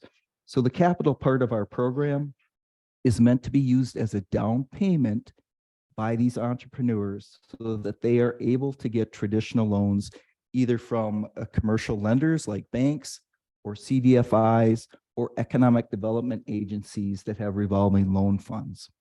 Okay, we started this program at the end of January. Did you have a question? Yes, I do. Is there any chance we can get the railroads operational again? Is something like that is there any way you could work on that as a project? The railroad is pretty much intact from the Price County line to Mellon. And it would be great, you're talking about new businesses and things like that, like a tourist train, or is there enough demand for, there probably isn't enough demand for the actual services a railroad would do, but I'm just saying like a tourist train, at least partly in Ashland County, the first 25 miles of the railroad into Ashland County are in great shape, and now doesn't seem to be that anything's being done with it. We could take advantage of that. Is there some program that we could get to at least get it operational or something, is that something that you would handle or no? So the railroad line has been purchased by a short line called Watco. And so having a presentation from them or from Dale Kupchak, who has been part of that coalition that's been working on getting the railroads up and running, that question would be better focused to Dale and that group. But is there anything that you could do to help them? Is there anything any grant or something that you could do to, as far as in your office, something that could maybe push that forward or help them, or are you in contact with them? So when it comes to railroad and the larger transportation issues, that is more of a county issue and transportation issue that's beyond, outside the capacity and the scope of what AEDC is focusing on right now. That's not to say that work isn't being done, but it's not coming through AEDC at this point in time. And I'm not aware of any grants that could help Watco further their plans. Okay. Continuing back with fund diversity, since January, we have awarded $433,200 to businesses in Ashland County. That includes a business on Madeline Island and throughout Ashland County. I have 42 businesses right now signed up for this program. I have over $1 million left in this grant to award to different entrepreneurs, and the program will end in December of 2024. So that is a lot of businesses that we have yet to invest in. So I'm very happy with the way that's going. We're right on track right now for distributing that money to business owners in Ashland County. Any questions about fund diversity? This is a pretty significant program when you think about $2 million coming to Ashland County. I've never seen this happen before, that we get to invest into our businesses here. Okay, I am going to move on to other resources that we have here in Ashland County to help our entrepreneurs, because we've never seen this many resources that we have right now. So in addition to Ashland area development, maybe I should stop there for a second. I want to make sure that the Ashland County Board understands how different Ashland County is compared to other counties in northern Wisconsin. We have an incubator hybrid in the Enterprise Center, right? The Ashland Area Enterprise Center. Nobody else has that in their counties. We have revolving loan funds where we can loan out money to entrepreneurs. We're able to go out and get those grants. And we take part in community projects. So for instance, we can stand in as a fiscal agent for the Stone Soup Cafe that is happening in Ashland. We're helping them receive grants until they're able to be certified as a nonprofit and get grants on their own.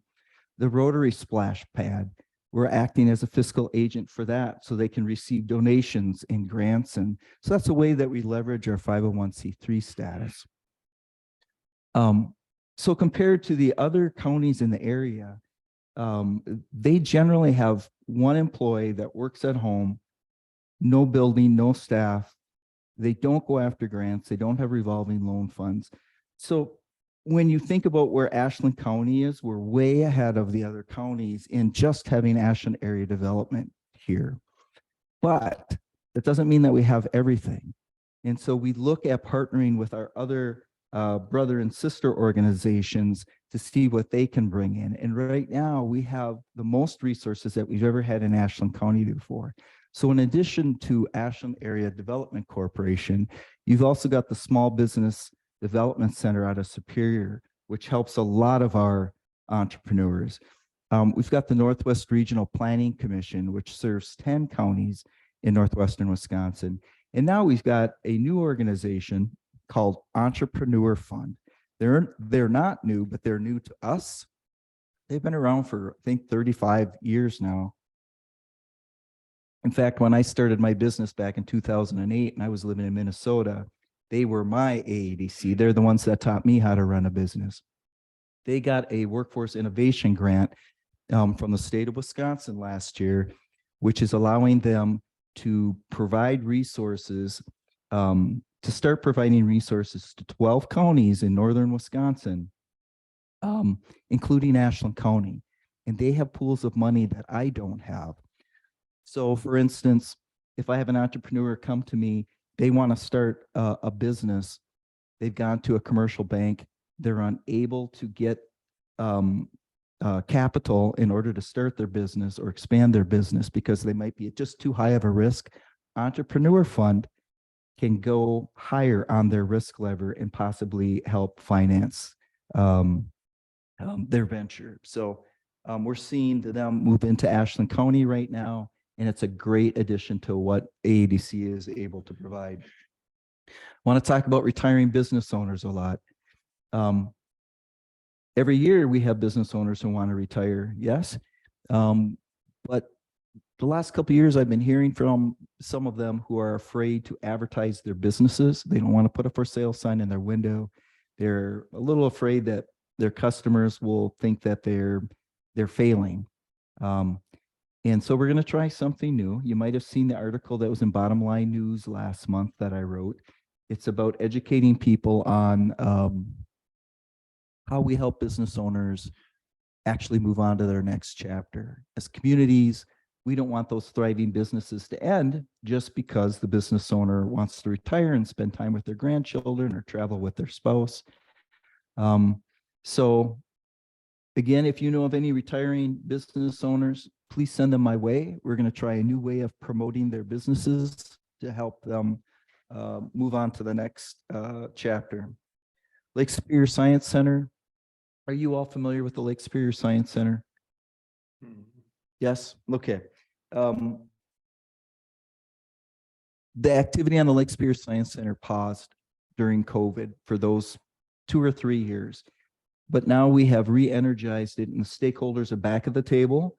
Stakeholders include Northland College, Bad River, City of Ashland, Ashland County, University of Wisconsin, UWS, their Lake Superior Research Institute, USGS, Wisconsin Coastal Management Program. This is going to be a facility that has laboratories in it for studying Lake Superior and the fisheries, and it's going to be collaborative research. We're looking at building a facility near Ashland, in or near Ashland, that can provide the laboratory space, education, and perhaps a tourist draw also within it. That will help provide information about Lake Superior and its fisheries.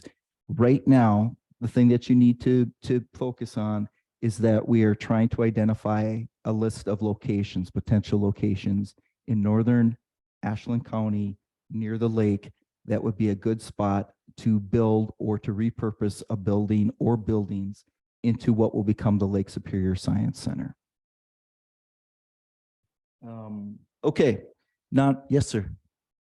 In regards to the Science Center, we had pretty good discussion at Bad River about that, and one of the sticking points was, where are we going to put it? Okay, the very name of it tells you where you got to put it. Near Ashland, in the woods. No. On the lakefront. We have a lot of lakefront here. I know we ran into a little bump in the road with the mayor. He has other plans for the upland area of the Orderly. I think that'd be a perfect place for it. We have the ship right there. Location is, I guess, the second thing you worry about. First of all, getting it passed, getting people to commit to it. I think that would be a big boon for Ashland. Another thing I wanted to mention to you too, you referred to your organization as an incubator. An incubator is what you use to make little chickens into big chickens. Your big chickens don't leave. Did anybody ever leave that building? Your tenants are pretty much permanent there. That's not entirely accurate. We are a hybrid incubator. That's what I call it. We do have new businesses that we start there and move out. Fabric Life is a really good example of that. They moved into that incubator in January of 2022 into a 10 by 10 space. Within a month, they had expanded and moved into an additional space. Within 5 months, they moved out on a main street, and now they're purchasing a building that's gives them 3 times the amount of floor space in another spot on the east side of town. So that's exactly how that is supposed to work. Yeah, we need more of that. Yes, Using it's yours lovely. as a stepping stone to something bigger and better. And our building is full right now, completely full. And it includes anchor tenants, because as you remember, Dick, when the Enterprise Center came into AADC's control, when Larson Jewel moved out into the industrial park, everybody agreed that a 60,000 square foot building in the year 2001 was too big to become a pure incubator, because we didn't have that much entrepreneurship that was happening back at that time. So everybody agreed that it would be a hybrid, that we would include new businesses, but that we would also have anchor tenants there. And SEP has been there for a very, very long time. And we also have had a few businesses that have been there a long time. So we consider it to be a hybrid, but we also leverage that for a lot of other community activities like the Spark program. It was the best place and really the only place that the Spark program could build an indoor skate park, because we had the room to do it in an old manufacturing space. We leveraged that building for a lot of community things. For instance, the animal shelter last year got a grant, and they found out on a Friday they were having 57 pallets of dog and cat beds delivered the next week. And they don't have any space out at CHA for 57 pallets. So we connected with them. We had space. We kept their pallets for them until they were able to distribute that product all over northern Wisconsin. So we leveraged that building for a lot of things, and we're really, really lucky to have it in our community. That's my opinion. That's all well and good as long as this is converted into dollars and cents for Ashland County and the city of Ashland.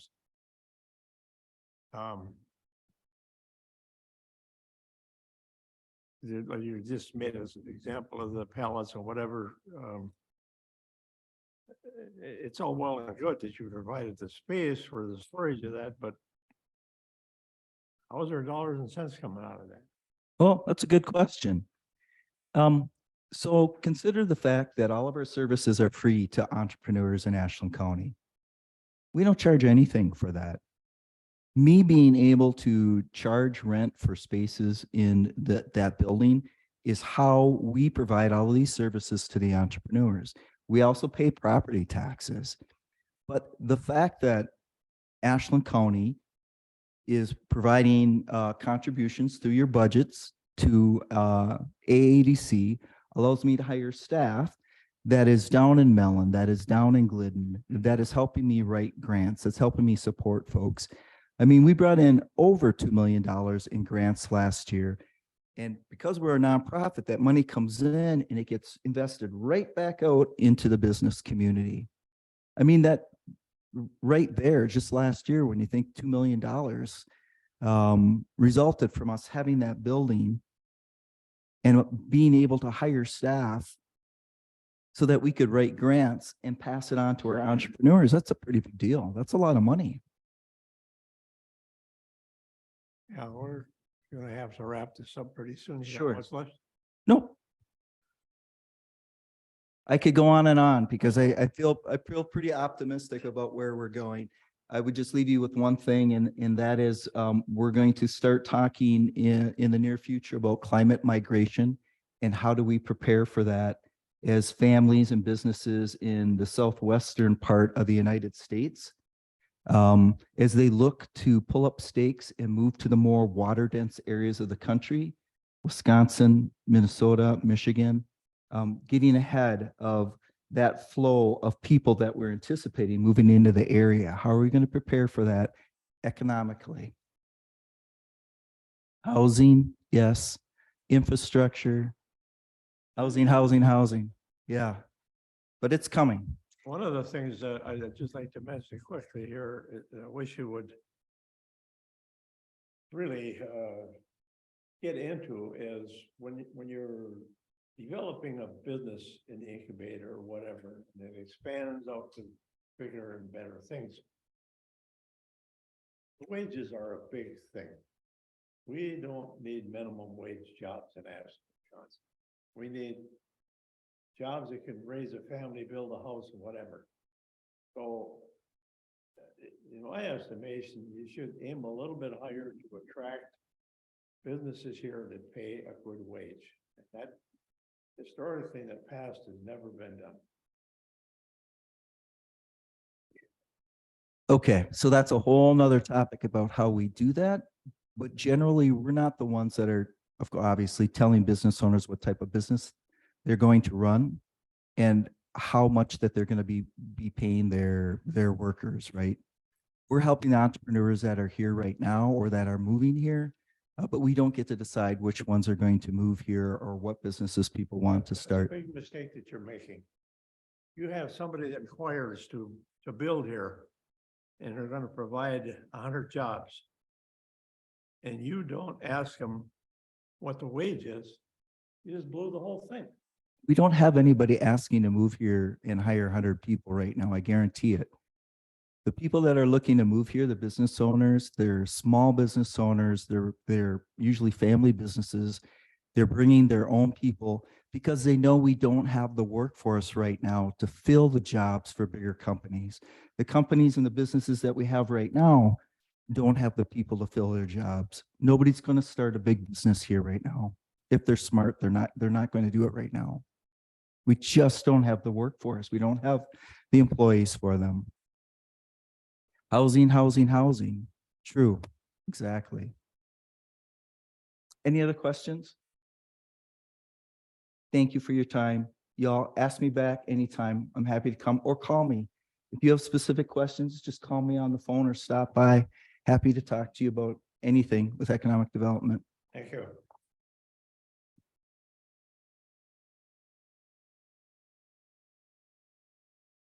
Uniquely Wisconsin. So,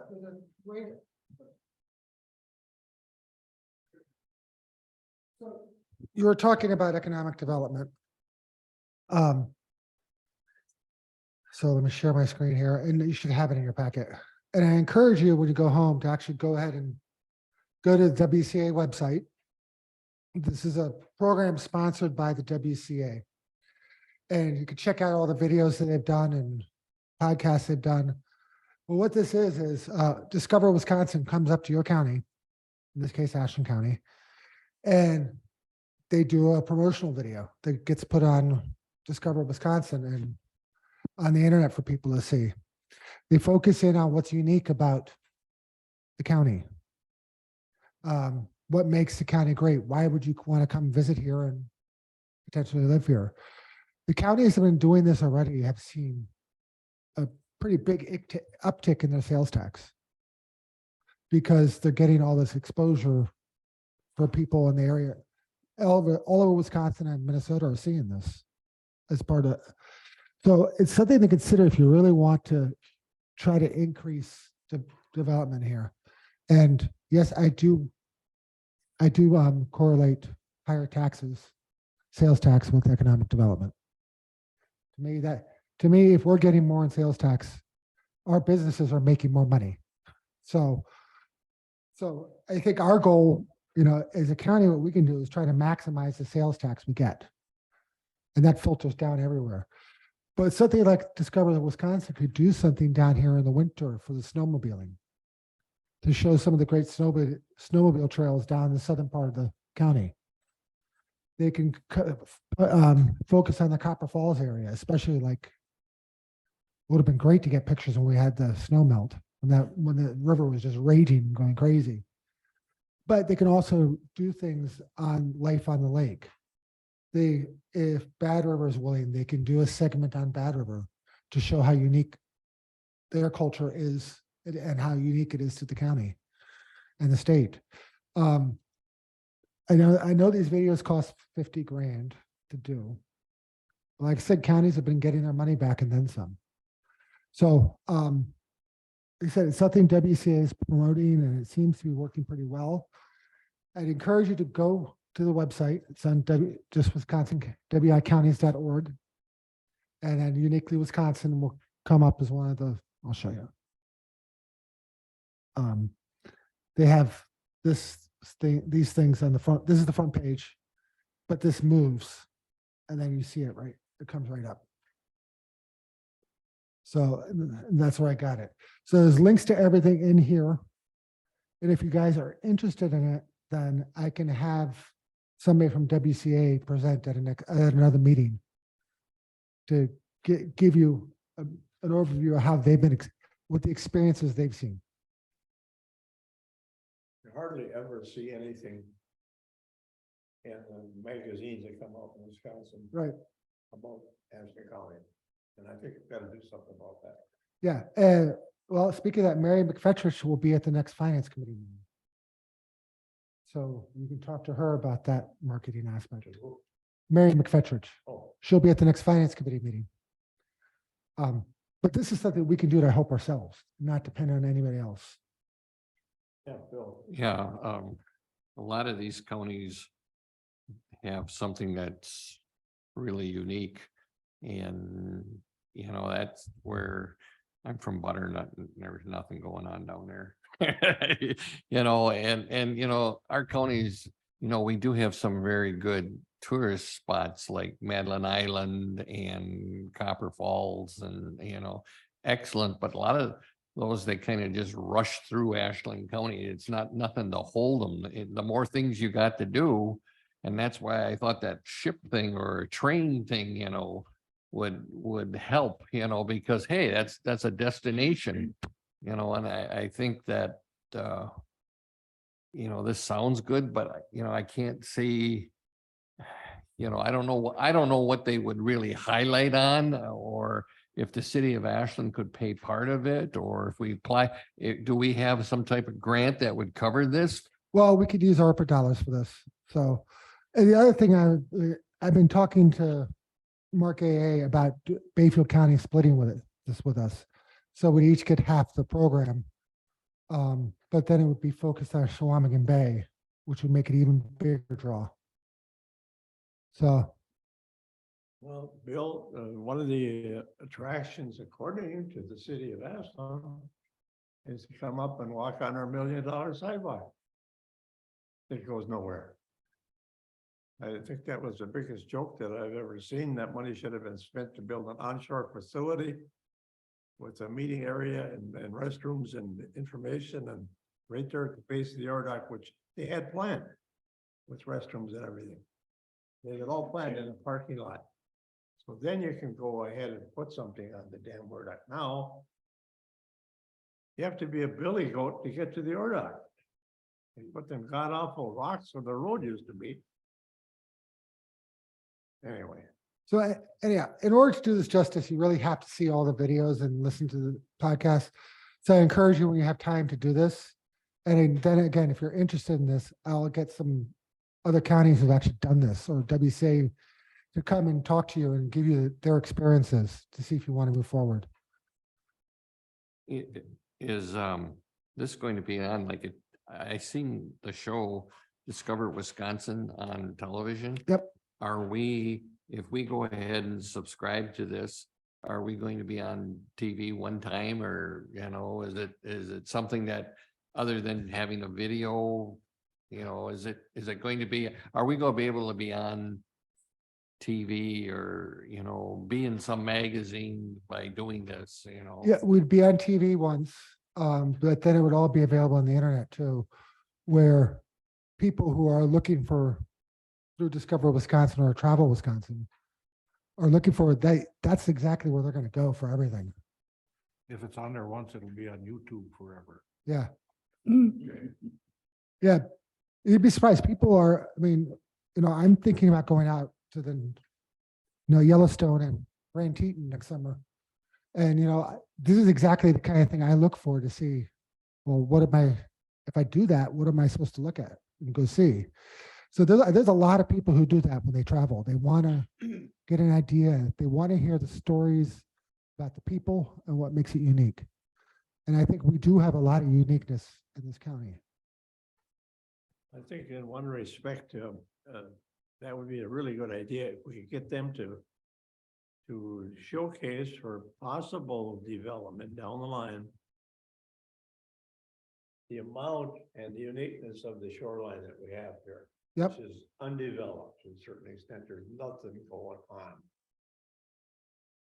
I think that'd be a good investment, really do. Is this a one-time charge? Yeah, it's a one-time charge. And is the city going to, is the city thinking about doing something or kicking something into this, or I have not talked to is the that city yet. like a joint project? I have not talked to the city about it at all. Would you know, Dick? Dick, would you know if the city's thinking about doing anything? Hadn't been any talk about it, no. Okay. No, and that's because this is the county's association program. 50. But like I said, I mean, the best way to see this is when you have time is to go and just look at these things and then think to yourself, well, oh, we have something that would fit that here in Ashland County. You know, something to make it. Because there is so many things here to draw people. I mean, the natural beauty of the county itself is a huge draw for people. And as Chair Pufall said, I mean, that shoreline, I mean, nobody else in the world has that. You know? So do you want a motion? No, I just want everybody to look at this and go watch the videos and stuff and then see what you think.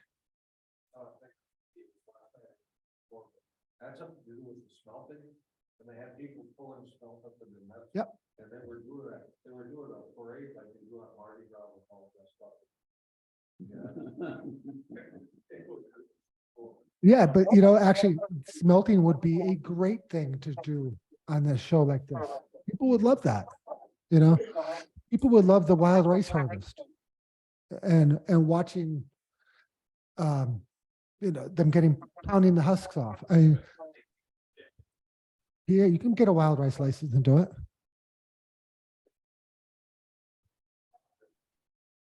Please But- make sure you're using your microphone. But that's something unique to this area that, you know, people would love to see that. You know, and yes, you can get a license from the DNR to go harvest wild rice.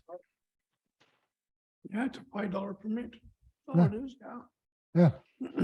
I would just want to throw some, we sort of talked about this yesterday. When we talk about working with Northwest Regional Planning, they work with 10 counties. And one of the reasons or one of the thoughts that I had is that if we can pick the brain, and obviously Dick and Kathy sits on that board, is that in those 10 counties, Northwest Regional Planning has done this, this, and this.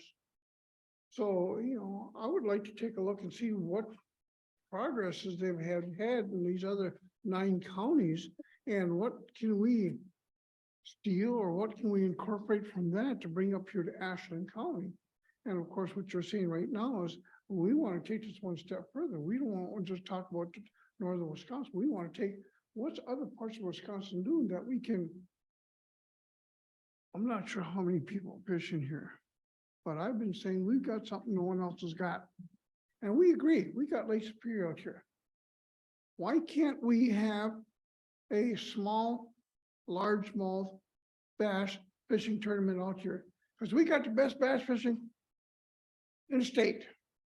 I would bring that up to Mary McFetrich at the Finance Committee meeting. That sounds like a perfect thing for the Chamber of Commerce to run. But there's other things out here as well that we could do. Much like was discussed, the shoreline. The historical aspects of the Ore Docks and where we're at right now and possibly where we want to go.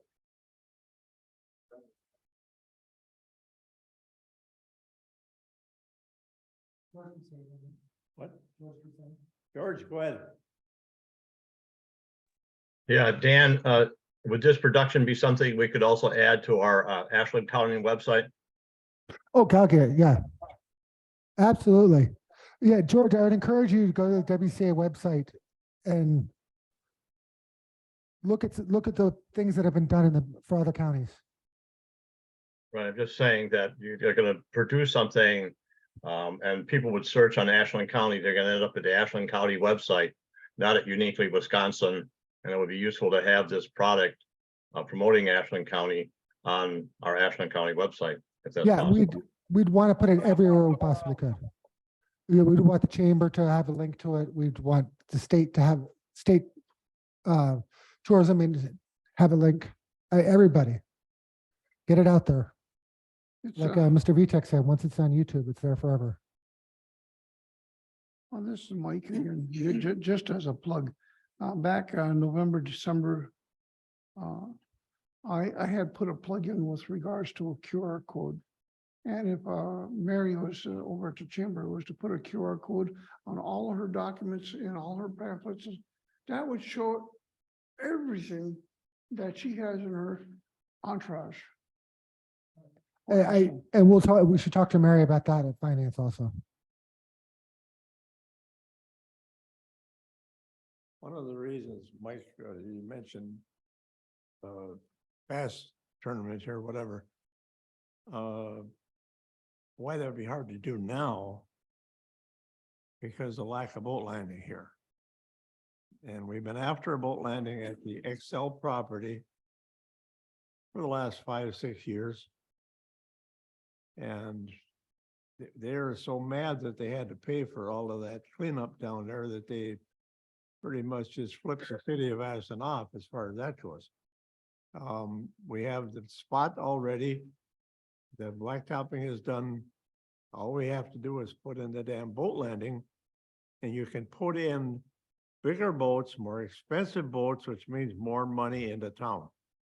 I mean, they used to have those, I don't know what they call them, big long ones that they had. Huh? Yeah. They can't even land them here. What?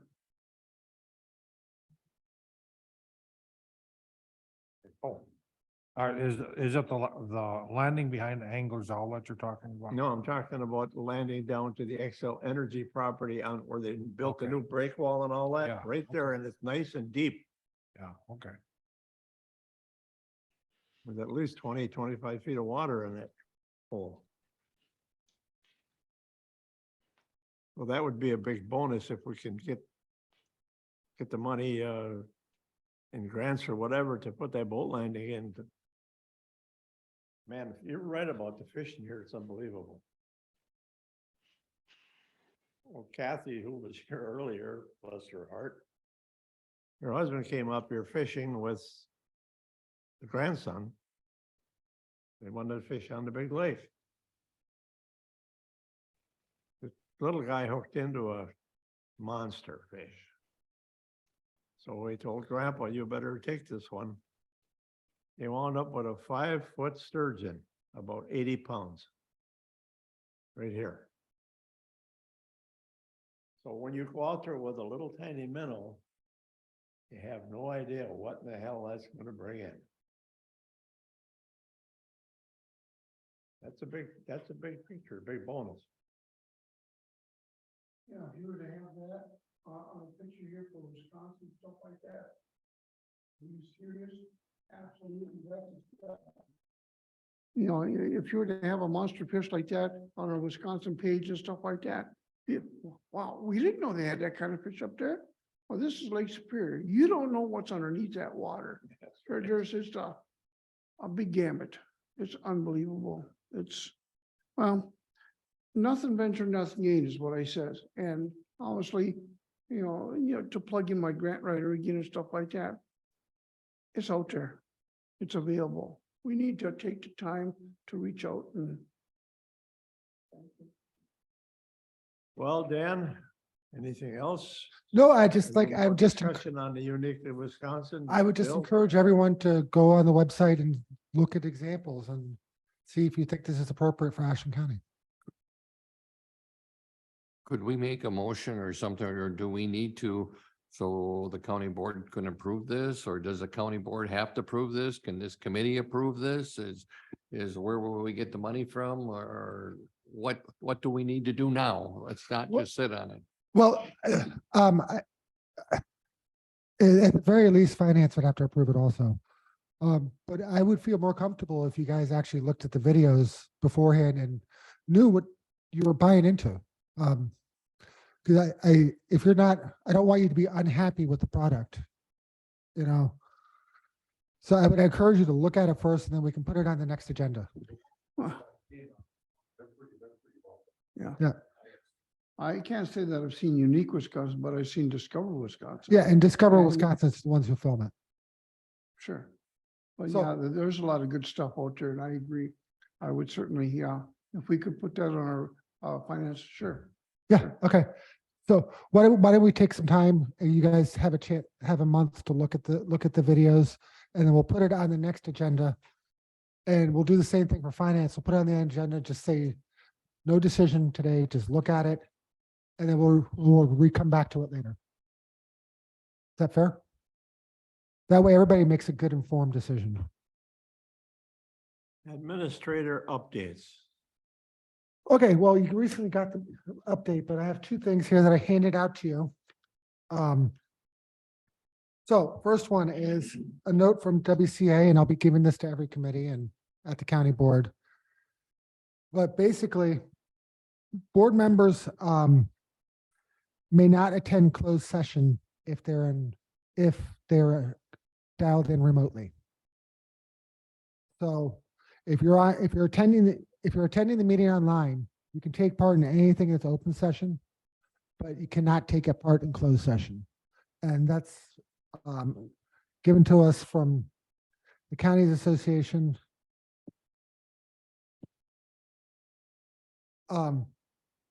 So, and I believe that's guidance from the Attorney General. Yeah, that makes a whole lot of sense because you have no way of knowing who else might be in the room. Right. With somebody who's online. Right. So yeah. So going forward, if you're a supervisor logging in remotely, you cannot take part in the closed session. So, like I said, I will be handing this note out to the entire county board, but I wanted to give it to you guys first. So if there's any people upset, well, you already know about it. Second thing I gave you. Now, I cut out the municipality portion of this because those numbers are not completely updated. However, last week, the legislature and the governor agreed to the shared revenue formula. The assembly is going to pass it tomorrow. The Senate version tomorrow. The Senate passed theirs with an amendment. Assembly's going to pass it tomorrow or so, and it's going to head to the governor. So Ashland County is looking at receiving another $620,000 a year in shared revenue. Now, there are conditions on that. It's on page 2, the second paragraph.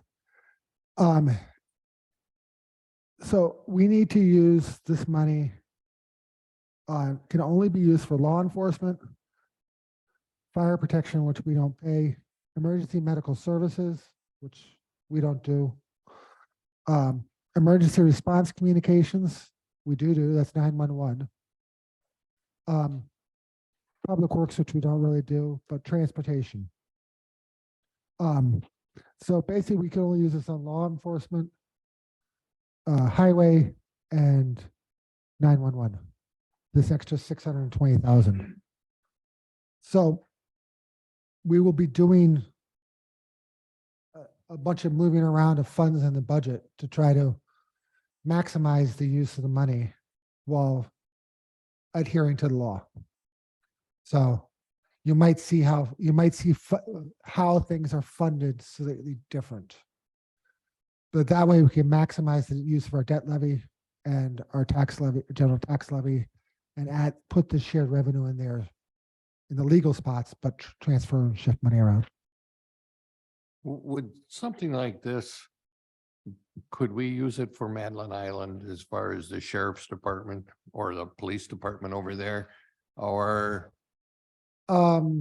because I still don't agree with cutting them out totally, but I'm just saying, now we're getting an extra $600,000. Well, and they bring a lot of tourism to Ashland County. Well, I know, but Madeline is going to be getting a lot of extra money too. So they will be getting all, and as part of this legislation, they're required to spend as much money on law enforcement next year as they did this year, or they lose 15% of their funding. So, so that's a maintenance of effort requirement, and that's on page 2 also. So anyhow, all the provisions are in here. including some we don't like. Public health officers can only shut things down for 15 days. To go beyond 15 days, this county board has to approve it, not the Health and Human Services Board, but the county board to go longer. So you guys get to be medical experts. There's also something in here that we're not going to like. We are not allowed to do policy referendums anymore. What? We're not allowed to do policy referendums anymore. Yeah, they don't want our opinion. So we can't say, can't put anything up to vote other than tax levy increases. And so that's all in the document. As I get more information, I'll be handing it out. This is the most up to date I have. In general, it's good. We're getting more money. So it's going to help our law enforcement, our sheriff's department who needs it. As you've seen today, he's having trouble hiring people. And I do want to say that's a national problem. The city of Ashland can't hire people either. The city, you talk to any police department around the country, the exact same problem. People are not going into law enforcement just like they're not going into education. And that's largely because of the culture wars out there. Who wants to put themselves into that? So that's it. That's what I got. Well, this is Mike. I got a comment. Yeah. And this kind of goes inside what Bill had indicated. Is there a way that we can collaboratively with Brian Zipke and Dan and with these what we got funds for some perhaps law enforcement on Madeline Island? I'm not quite sure. I know what Brian had said in the past on Madeline Island and stuff like that, but I agree with Bill here. I'd like to pay him something, but I don't know about the 125,000 or whatever the case may be. Right. But something is better than nothing. Or as a matter of fact, it was 135,000. Now they want what, $200,000? Then they asked for 150. Yeah. Or 150. Yeah. And now they're asking for 300. And now that they lost their thing down in Madison, all that kind of stuff, there's doubled. Well, yeah. And so But I don't want to give them this whole budget, but I'd like to see them get something. well, the DOR is going to make their decision by the end of July. So I would say let's put any offers, hold anything back until at least we know what the DOR says.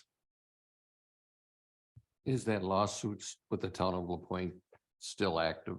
Well, they haven't filed, so the petition with the DOR is still active. And the DOR will make their decision by the end of July.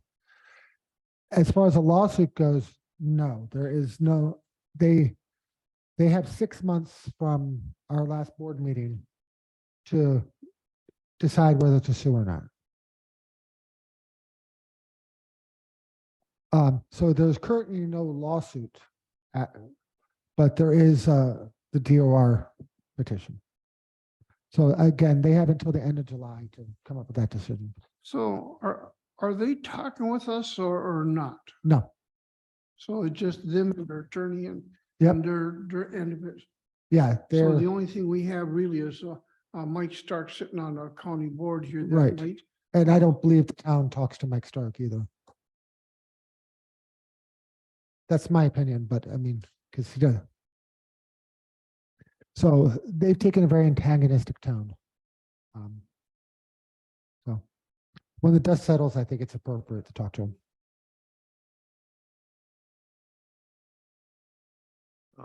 Just want to leave you guys with something here quickly. And my experiences with AADC in the past, several of their people who, including my friend Dale Kupchik,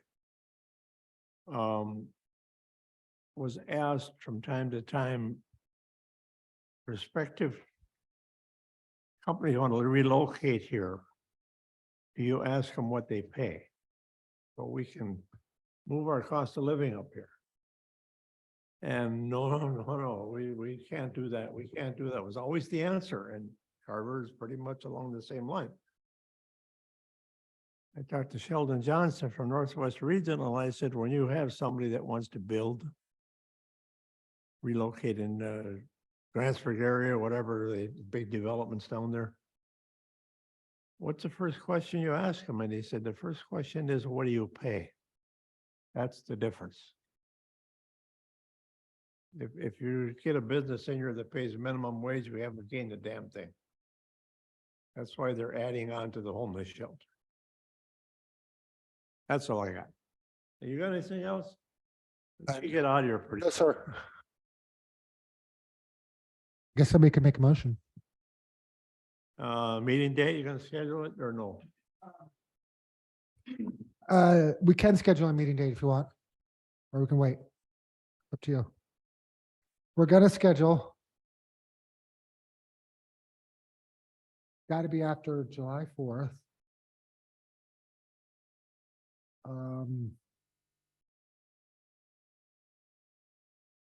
July 11th or 18th. Tuesdays.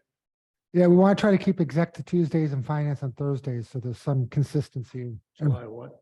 11th or 18th. July 11th. Whichever date works, or actually 25th, 11th or 18th. I don't know, Dance card is open. which do you prefer? I guess. Let's make a decision and call it 11. How's that? Still working on paper, plastic.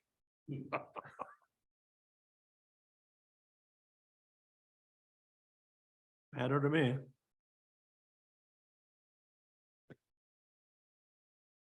Anything that's pending?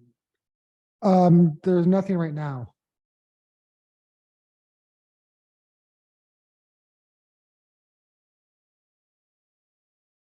Well, why don't we set it for the 11th, and if you have to change it, we'll change it. Okay. Okay, I already have 11 in my book. all right. You can't change it. Can't change it. Okay, then. All right, the 11th we'll schedule. Do we have a second? I'll second it. All in favor, say aye. Had enough, otherwise you can stay.